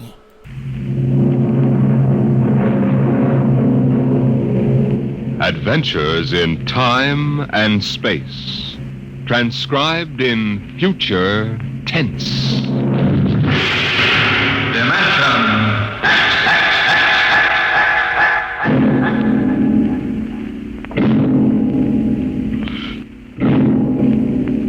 The National Broadcasting Company, in cooperation with Street and Smith, publishers of astounding science fiction, bring you Dimension X. In these times, even a child knows the meaning of atomic fission, jet propulsion, and electronic transmission. What, we ask ourselves, will the child of the future know? What of the time when science unlocks the secret of life itself? Could it be that one day, such things as constructing human life or passing back and forth from one dimension to another will become mere child's play? My name is Sam Weber. I'm an attorney, and a pretty successful one, if I do say so myself. My wife Tina and I live in a comfortable 12-room place up in Westchester. Now, I've read a lot of Horatio Alger stuff in my time, and so have you probably, but I'll bet you've never heard anything quite as spectacular as my story. Maybe you won't believe it, but I used to be a completely different guy. Frightened, sickly, nearsighted, a real Mortimer Meek. No kidding.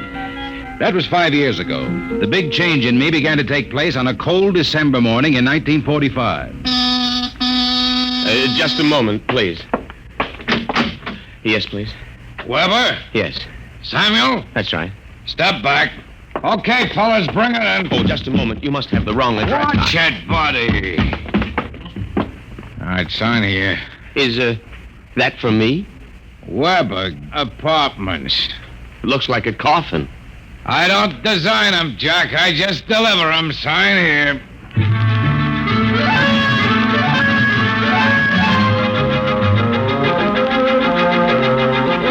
After much straining, I wasn't in very good physical shape those days, I managed to push the box under my single light bulb. There was a card in a small envelope. Let's see. To Sam from your classmates at the Interdimensional and Cosmic Institute. Merry Christmas. 2145 A.D. Holy jumping catfish. Hey, mister, there must be some mistake. Hey! Holy jumping catfish.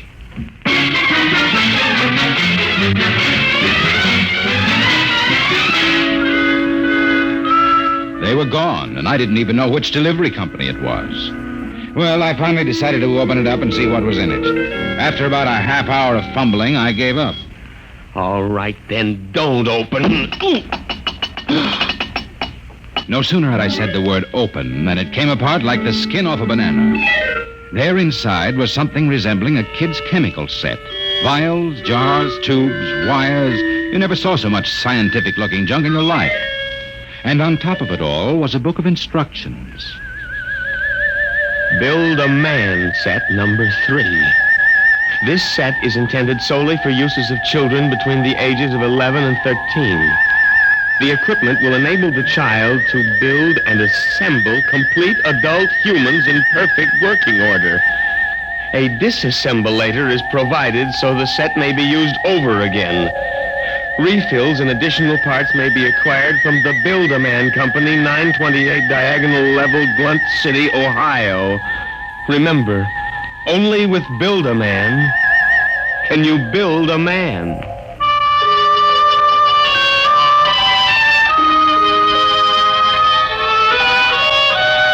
When I left for work that morning, my brain was still reeling with the stuff I'd read in the instruction book. Somerset and Ojack, attorneys at law. Just a moment, I will connect you with Mr. Ojack. Oh, good morning, Mr. Weber. Good neuron. I mean, good morning. Gotta get my mind off that book. Only with Build-A-Man can you build a man. Chapter 1, Making Simple Living Things. Chapter 2, Duplicating Babies and Other Small Humans. Oh, no. I've got to get a grip on myself. Do a little work. O'Brien versus O'Brien. Martin versus the city of New York. Oh, it must have been a dream. Probably go home tonight and find the place empty. Well, if it isn't the poor man's Clarence Darrow. Oh, hello, Lou. I come as a bearer of sad tidings. Well, you don't look very sad. The boss wants to see you, laughing boy. What about? How should I know? Oh, and by the way, you'll be very happy to know that I've just been promoted. I'm handling all the criminal stuff from now on. Congratulations. You know what this means for Tina and me, don't you, Junior? Oh, well, cheer up. Tina's not for you anyway. Some got it, some don't. I got it, you don't. So long, laughing boy.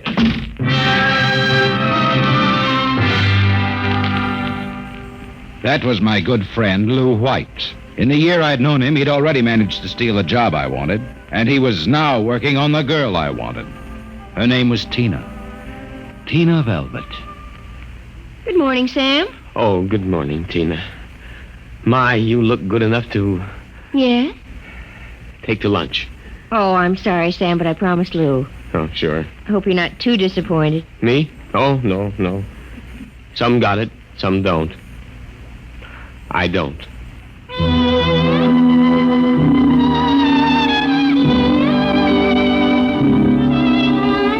And that was Tina. I tried to steady my blood pressure as I walked into the boss's office. You sent for me, Mr. Ojak? Oh, yes. Sit down, Weber. Sit down. Oh, thank you, Mr. Ojak. Weber, I've been reviewing the work of my staff counselors for the past 6 months. I want to know only one thing. Yes, sir? What happened? I don't understand. You haven't had a single new client in 6 months. But no one has come in, Mr. Ojak. My boy, in this business, you've got to be aggressive. You've got to go out and create new clients. You've got to show some zip. Yes, sir. Do you have any zip? Oh, yes, Mr. Ojak. Oh, I've got zip, all right. I just can't seem to turn it loose, that's all. Well, get in there and punch now, Weber. I want to see a change in you in the next few months. As a matter of fact, I'd better. You got that? Yes, Mr. Ojak. I'll try to show some zip.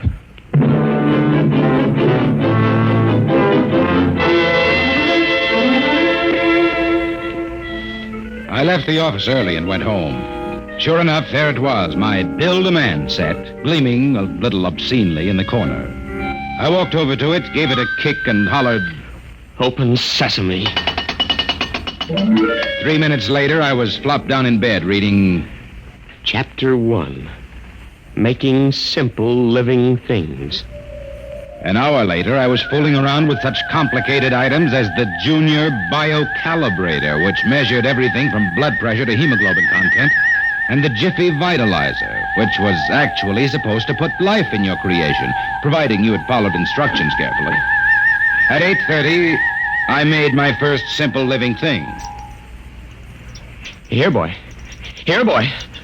Oh, maybe you aren't a boy. Oh, let's see.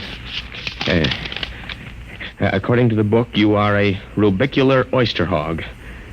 Not much to look at, but I made you. Me, Sam Weber, attorney at law. I have created life. Hey, come back here. Come back. Here, boy. Hey.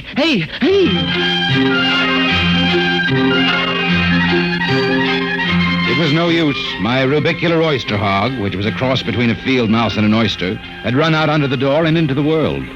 I was about to take off after it when there was a knock on my door. It was Mrs. LaPanty, my landlady.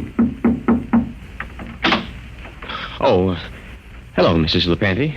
I heard a noise. Oh, just rehearsing a speech I have to make in court. You were squeaking. A bad throat. Oh.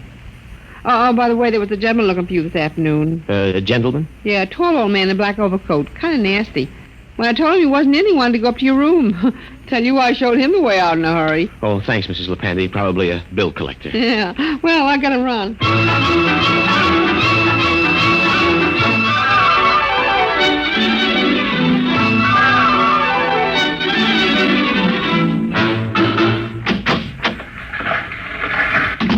Oh, good morning, Sam. Here's that memo on Rosenthal versus Rosenthal and also a letter for... What's the matter? You look tired. Well, I had a bad night. Your lumbago again? Yes. Oh. Oh, say, by the way, your client was here again this morning. The client? Mm-hmm. Yeah. Oh, it must be the same fella that called at my house the other day. Yeah. Well, what did you tell him? Oh, I said you'd be in later. Oh, thanks. Will that be all, Sam? Yes. Oh, no. Are you doing anything New Year's Eve? Oh, Sam, you haven't even noticed. Noticed what? Well, the ring, silly. Third finger, left hand. What? Lou gave it to me. Isn't it simply gigantic? But you're not We're going to be married as soon as Lou finishes his next case. Lou is so sharp and businesslike. So is a guillotine. Sam, after Lou gave me the ring last night, I began thinking how I used to hope that it would be you. But, well, then I realized you'd never have the money, and, well, a girl has to think of things like a good steady income and a husband with... Zip. Yes, with zip. Well, Lou has plenty of zip. I'm sure you'll be very happy zipping around with each other. Oh, Sam! Well, Sam, Hey, what's going on in here? Honey, is this little baboon giving you any trouble? If he has, I'll take him apart like an egg crate. No. Take it easy, Strongheart. Tina just told me the good news about your engagement. She's crying with happiness. Is that right, honey? Well, then, no hard feelings, Sam. Just that the best man got the girl, you understand. Oh, say, by the way, we're having a little celebration at Segali's tonight. Drop in and we'll live it up a little, huh?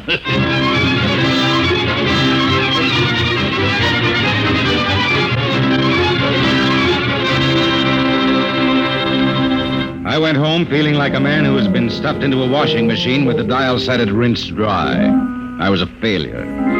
I walked over to the mirror for a heart-to-heart talk with myself. Nothing. That's what you've got, Sam Weber, in unlimited quantities. Nothing. We ought to just tear you down and start all over again. We ought to take you... Hey. Oh, no, not that again. But why not? Think of it. A Sam Weber without the psychological problems you've got. A dynamic, uninhibited Sam who could win a girl like Tina by sheer magnetism. Then when it was all over, we could just take the old disassemblator and presto. And I can do it, too.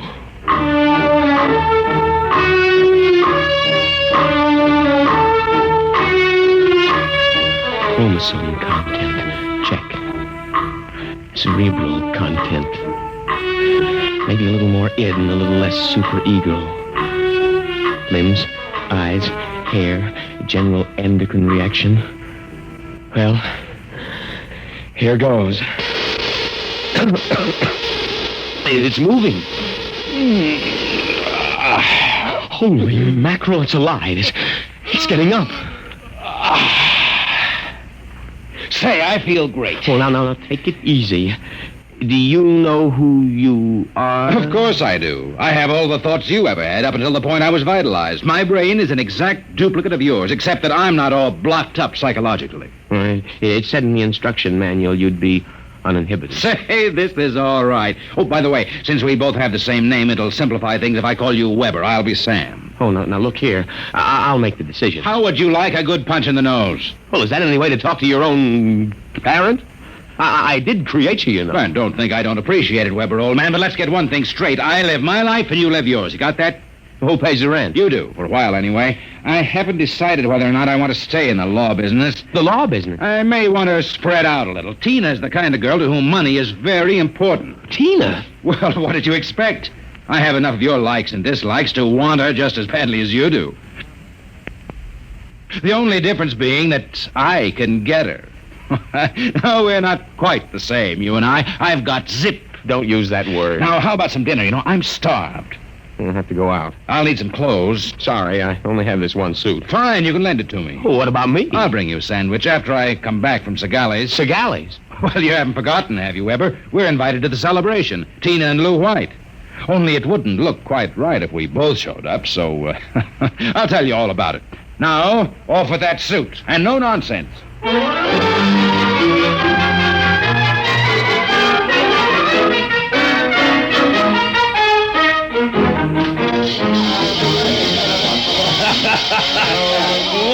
this is living it up, folks. Yahoo! Have another drink, Mr. O'Jack. Thank you, Lou. Well, is everybody happy? Hey, honey, are you having yourself a little old time? Oh, yes, Lou. Fine. Yeah, but you seem to be preoccupied. Oh, I was just wondering if Sam is coming. Sam? Oh, no. Did you hear that, Mr. O'Jack? She's worrying about Sam. Why, that little runt probably got frightened by a noisemaker. Well, the happy couple. Sam! Good evening, cats. Everybody's lit up like a Christmas tree. Well, I'll be... Say, Sam, are you in the bag? Never touch the stuff, Lou, my boy. Never touch it. Boy Scout training. Oh, Sam, I was afraid you weren't coming. Miss a chance to be with you, beautiful. Never. Hey, what's got into you, Weber? Monkey glands? I don't read you, muscle-bound. Well, you seem different somehow, even your voice. Do you notice anything, Tina? Well, yes, it does seem richer somehow. Oh, nonsense. Sam Weber, you're nothing but a cream puff, and you always will be. Mr. O'Jack, I think he owes me an apology for that. I should think so. All right, all-American boy, make with the apology. Apologize me? Oh, no. Why, for 2 cents? Folks, would you excuse Mr. White and me for a few minutes? We want to step out into the hall for a little private conference. Coming, Mr. White? I'll be right back, honey. Don't worry about a thing.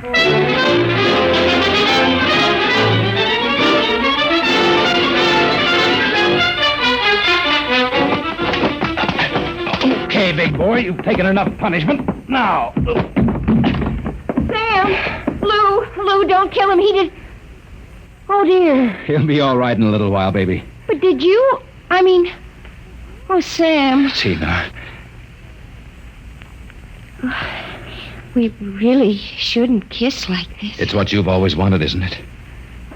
Well, isn't it? Oh, Sam.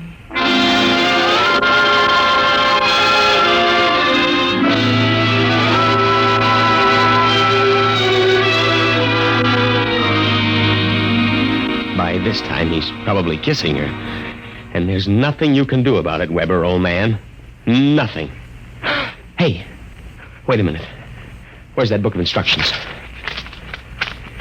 To disassemble a Build-A-Man model, merely focus the ray of the disassemblator device and press lever X. But that's murder, counselor. Still, legally, in order to prove there's been a murder, you need a corpus delicti. And nobody even knows there is another Sam Weber. Oh, so you're finally home. I'm starved. Sorry, Weber, old man, but very pressing business detained me. I suppose you made a fool of me over at Segali's. Oh, on the contrary. What do you mean? My boy, you are looking at a man who in one fell swoop has got himself a raise, a promotion, and a wife. At least she'll be my wife tomorrow. Who? Tina, of course. I don't believe it. I had to put on quite a show, but all around it was a real success. Mr. O'Jack was so impressed he called me aside and said he was going to give me a crack at some criminal cases. And if I made the grade, why, who knows, I may even accept a partnership. You've got it all figured out, haven't you? That's about it. Only you neglected to consider one thing. Oh, what's that? This. Hey, put that down. Get back, you. You usurper, you. I'm going to melt you down like a Welsh rarebit. Weber, you can't do that. It's murder. It's like killing your own son. After what you've done to me, it's a pleasure. I didn't ask to be brought into this world, but now that I'm here, I like it enough to want to survive. Take off my suit, you phony. You won't be needing it again. You're really going through with it, huh? I am. All right. Oh, here's your jacket. Give me that thing. Give it to me. That's better. Now we'll fix this little item so it can't do any damage. Oh, no. Yeah, you see, Weber? You don't have the guts to stand up against the man you might have been.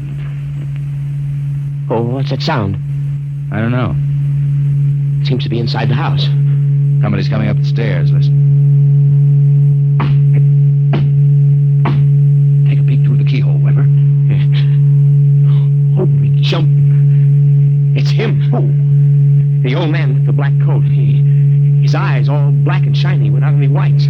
Looks insane. Don't open it.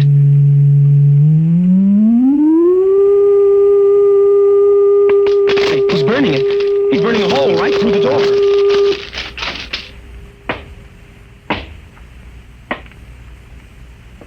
Good evening, gentlemen.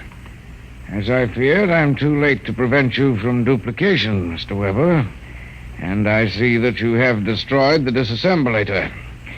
That means I shall have to do the job manually. An ugly task. Oh, who are you? I am the census keeper for the 24th Oblong. You see, your Build-A-Man set was intended for one of the Weber children who is on a field trip in this oblong 200 years from now. Because of an unfortunate time warp, the set was delivered here accidentally. You mean this set came here from 200 years from now? Precisely. Time, as with all things, is relative. We shall have to recover the set, of course, and adjust any discrepancies it has caused. But meanwhile, the problem is, which of you two gentlemen is the original Sam Weber? Oh, I am. Listen, liar. Difficulties. Why cannot I ever have a simple case like a double conuplication? Now, look here, Mr. Census Keeper. The duplicate will obviously be less stable and more emotionally unbalanced. Certainly, a man of your qualifications can decide which of us is the more valid member of society. Which of us will conform more readily to the standards Naturally. I observe that one of you is naked. Oh, wait a minute. And you also seem to be trembling. Whereas this gentleman seems quite calm. Then hold it. You're making a mistake. I hardly think so. Then stay away from me. Please do not struggle. Help, please, you. Mr. Weber. Yes. It would be better if you didn't watch. Of course.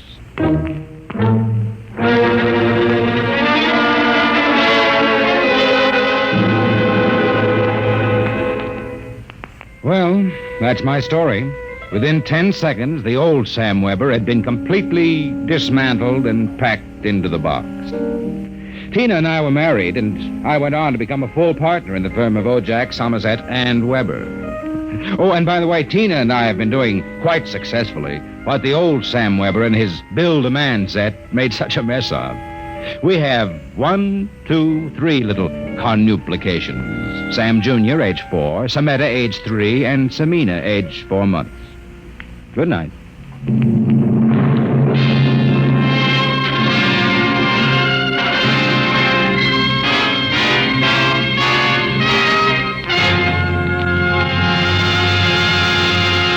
You have just heard another adventure into the unknown world of the future. The world of...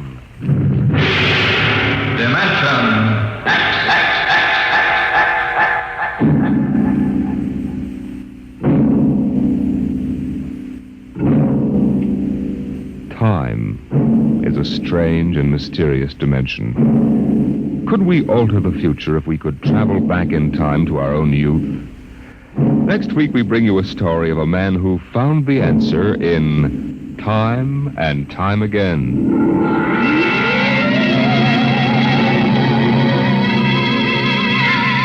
Dimension X is presented transcribed each week by the National Broadcasting Company in cooperation with Street and Smith, publishers of the magazine Astounding Science Fiction.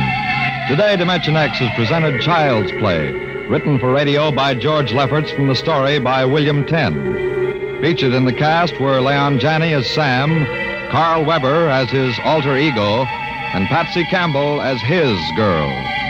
Your host was Norman Rose, music by Bert Berman. Dimension X is produced by William Welch and directed by Fred Way.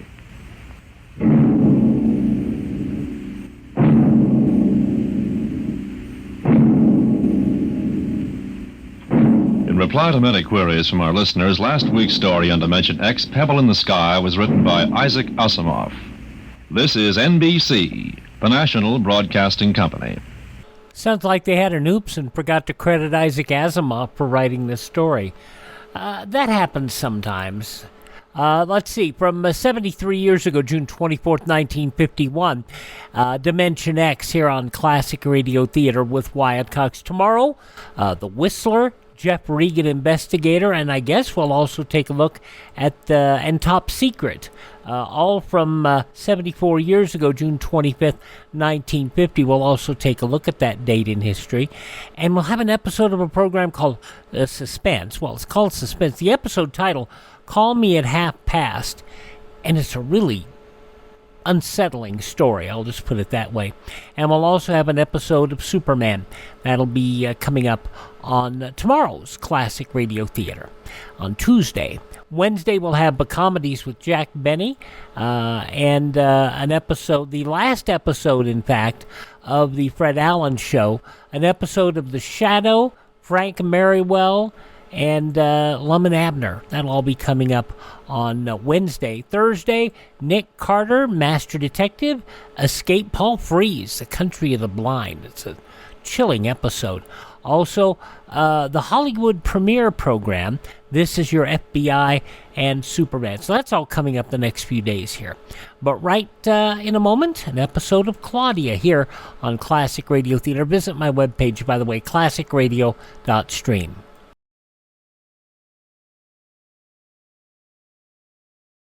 Your automobile may save your life during a national emergency. It can move you out of the target area, provide shelter, communications, and carry supplies. Keep your car in good shape at all times. And we'll wrap up this episode of Classic Radio Theater with an episode of Claudia.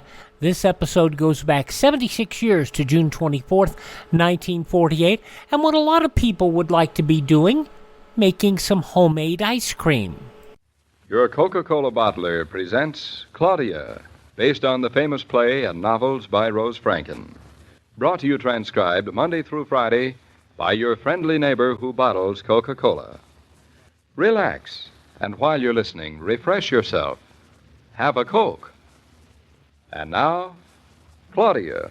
Dum dum da dum dum bum bum ba bum bum la la la. Say, Gertrude, isn't that ice cream finished yet? What'd you say, Mrs. Norton? I said, isn't that ice cream finished yet? No. How can you tell without even opening up the freezer to look? The way it turns.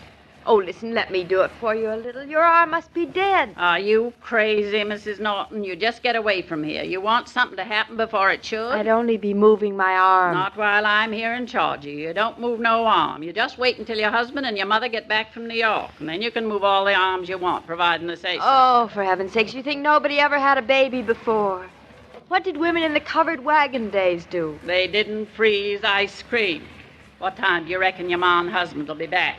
What time do you reckon the ice cream will be hard? Any minute now. Well, I guess they'll be back any minute, too. What time is it? According to the clock in the icebox, which ain't right, it's 6:20. Is it that late? Later. Oh, dear, then they should be back. Now, don't start worrying. That ain't good for the baby, neither. But when you stop to think that the only two people I have in the world are riding along in an automobile at the mercy of any hoodlum driver... It's sort of like putting all your eggs in one basket. Except you'd have the baby. Oh, Gertrude, don't be so literal. You make my blood run cold. I ain't saying anything's going to happen to your ma and husband's sakes. I wouldn't be slaving over this ice cream, would I, if I thought there would?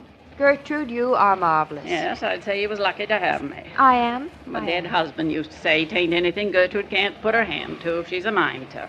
You certainly had a mind to fix up that old freezer. Why not? These is better than the new ones any day. Gertrude, do you think it's cheaper to make ice cream than buy it? Count it up. 6 eggs, quart of milk, quart of cream, quart of strawberries. And the rock salt. And the ice. No, 'tain't cheaper, but it's long sight better. Shh. Ain't that a car coming in? No wonder the dog barks. They're home. Don't rush so you'll break your neck. Land's sake, you only seen 'em this morning. Seems like years. David. Take your time. Hey, down, Bluff. Get out. We're coming. Stay there. Get out. Bluff, don't throw me over. Hey, Bluff. Here, Bluff. What's in that big box? None of your business. Hello, darling. Hello, you're late. I was worried to death. We're not late. We're exactly on time. How have you been? Fine, fine, fine. Here, sit down a minute in the terrace and rest yourselves. Do I have to? I'm not tired. Oh, get tired. Gosh, smell that air. Mother, isn't it something after the hot city? Bluff, you old hypocrite. You don't like me that much. Yes, Yeah, it's Bluff. wonderful, the air. What'd you do all day? Did you see Aunt Louisa, Mama? David, how was the office? What's in that box? She just means what's in the box. Nothing for you, so calm yourself. Something for the baby? Not even. Well, that's a nerve. All right, I'll open it. I know you two women are dying of curiosity. Dying. What'd you do with yourself all day? Well, Gertrude found an old ice cream freezer down in the cellar from the year 1. No? She's made ice cream. I said, what did you do? I watched her. Got in her hair, generally. I'll bet. David, what is that? Well, what does it look like? Looks like a box of cigars and a bottle of champagne. No wonder it made an intriguing-looking bundle. Ah, it is intriguing. The finest cigars and the best bottle of champagne you ever tasted. How do you know till you open it? Look at the label. Can't go by labels. Hey, will you two women stop looking a gift horse in the face? What horse was the gift from? Tom Colligan. Who's he? One of our contractors. The cigars are for me, and the champagne is for the little lady. Only the little lady doesn't give a hoot for champagne. I'd just as lief have a nice cold bottle of Coca-Cola or something. What kind of a creature did you raise, Mother? Just a simple country lass. I've known simple country lasses not to be so simple. I'm just curious. Oh, here's Gertrude. I guess supper's ready. Hello, Gertrude. How did that daughter of mine behave while we were away? Had my hands full with her. Wanted to churn ice cream, she did. Worst thing to do now. Certainly is. Where'd you get the ambition to make homemade ice cream, Gertrude? It's quite a job. Oh, I found all the fixings in the cellar, even a bag of old rock salt. Find an old quart of sweet cream, too, in the cellar, left over from a little old last year's cow, Gertrude. Oh, you're the limit, Mr. Norton. Truth to tell, it's pretty expensive making homemade ice cream at home. Never knew there was any other place you could make it. Gertrude, can I borrow some of your cracked ice? I want to chill this champagne for supper. You don't need no champagne with homemade ice cream. Homemade ice cream's enough of a celebration for one night. But that's where you're wrong, Gertrude. We are going to drink the champagne in honor of your ice cream. Oh, that's different. And we'll all finish up with a nice black cigar. You're crazy folks, that's all I can say. Yeah. Well, I'll get supper on. We're only having hash. I reckon we could economize on the rest of the meal, considering the end of it was so fancy. I wonder if Gertrude knows that I'd rather have a good apple pie than a dish of ice cream. No, and I didn't have the courage to tell her what she began. I don't blame you. She's put her whole soul into that old freezer. Sort of sad the way it takes so little to make some people so happy. That ice cream has really been a big event in Gertrude's life. So you just tell her it's wonderful, David. I'll make no promises.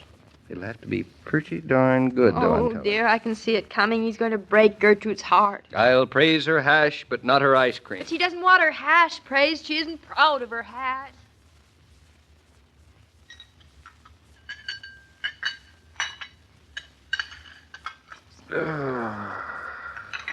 Well.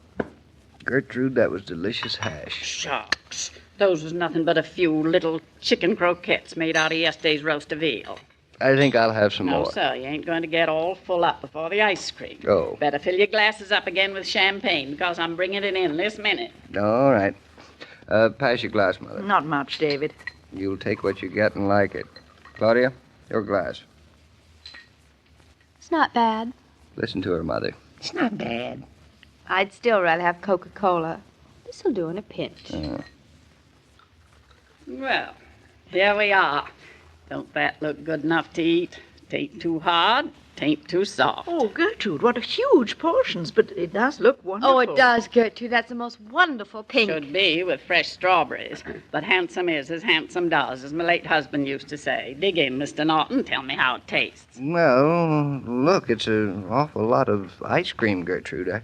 I can never eat that much. Sure you can. A big 6-foot man. My late husband could polish off twice that much without batting an eyelash. Maybe that's why he's late. Mama, that's not nice. Go on, Mr. Norton, taste. See if it ain't different from what you buy. Well, here goes. Well? Yes, it is different from what you buy. I never tasted ice cream like this before, Gertrude. Go on, Claudia. Go on, Mother. You dig in. I am. I can't wait. Mama, what do you say? Why, it's as smooth and velvety. Well, you folks certainly are appreciative. To look at your faces, you'd think you'd never ate ice cream before.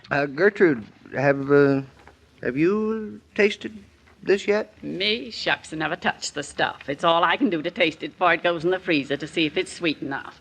Is it sweet enough? Oh, yes, it's very sweet. Very. Too sweet? Oh, no, not too sweet. Gertrude, why don't you make an exception just this once and treat yourself to a dish of ice cream? Go ahead. Give me a good piece of pie any day. No ice cream for me. Fattening. Well, I'll go get the coffee. One small, two big. David, is your ice cream salty? I thought I got a spoonful of the Atlantic Ocean. So did I. It's an old freezer. The salt must have leaked through. How can we tell her? No, we can't. Isn't he sweet, Mama? His bark's worse than his bite. He might be sweet, but the ice cream isn't. We can't manage to swallow these huge plates full. We'll all be sick as dogs. Sick as dog. Bark worse than bite? Mrs. Brown, you are a genius. And so is that aforementioned daughter of yours. Where is Bluff? Sitting right outside the window with his mouth watering, waiting for something to happen. Consider that it's happened, Bluff. Here, old boy. Come in. Come on, old boy. How'd you like some ice cream, Bluff? Shh, not so loud. Just say yes or no, but quietly. Here you are, my lad. It's not sanitary. He has his own dish. This is an emergency. Presto. One gone. I always knew a Great Dane would come in handy. His tongue is a yard long. David, he hasn't finished yet. Oh, I'm an artist. If he licks the plate clean, Gertrude will know there's something phony about it. Darling, you're wonderful. Oh, here, Bluff, mine next. That's manners for you. If I'm left with my plate full before Gertrude gets back. You'll have to eat it. But we can't hurt Gertrude's feelings, But Mama. you don't care what you do to your poor mother-in-law's stomach. Hurry up, Bluff. Hurry up. There's a nice doggy. Come on, Bluff. That's not too clean, please. Come on, Bluff. Finish it. I don't think we'd better let him eat Mother's potion. It might make him sick. Don't pay any attention to him, Bluff. It's just a drop in the bucket as far as you're concerned, isn't it? There, nice Bluff. Nice ice cream there. Quick, Gertrude's coming. Take up the plate, Mother. Hurry. He won't give it to me. Well, just grab it. Wipe your face, Bluff. That was the finest dinner I've had in years. Some more champagne, my love? Yes. Here's Gertrude. Gertrude, can't we coax you to join us in a final glass of champagne? Don't mind if I do have a little drink. I sure need it. What's wrong, Gertrude? You're quite pale. Yes, what's the matter? Your ice cream. You ate it? Why shouldn't we eat it? It was delicious. Delicious. But it was salty. The dratted freezer must have leaked. How do you know? Looked so good, I decided to taste some when I went back for the coffee. It was salty as all get out. It was. Ours wasn't. That's what I can't get over. You ate it. I come in here expecting I don't know what. And lo and behold, your plates is as clean as a whistle almost. Almost, yes. You folks is just crazy. Ain't you got no sense of taste? No, we're just crazy. Gertrude, I'll tell you what happened. That salt must have leaked in after you served our 3 platefuls. Mrs. Brown, that's just what must have happened, so help me. And if that ain't lucky, honestly, Gertrude, you got more luck than brains, that's all I can say. I sure am relieved and happy. Well, we got 3 dishes out of it anyway, even though a full half freezer's full got to go to waste. Oh, unless Bluff could eat it. Reckon a dog could eat ice cream. Some dogs, Gertrude, but not Great Danes. No, never a Great Dane. No, they're too manly. You don't hurt like his ice cream, feelings if you asked him to. Besides, I'm pretty sure it'd make him ill at this point. Well, I guess maybe you're right. Well, too bad. I hate wasting things. All that good cream and fresh strawberries, but lordy, I sure am grateful and thankful that salt got in afterwards and not before.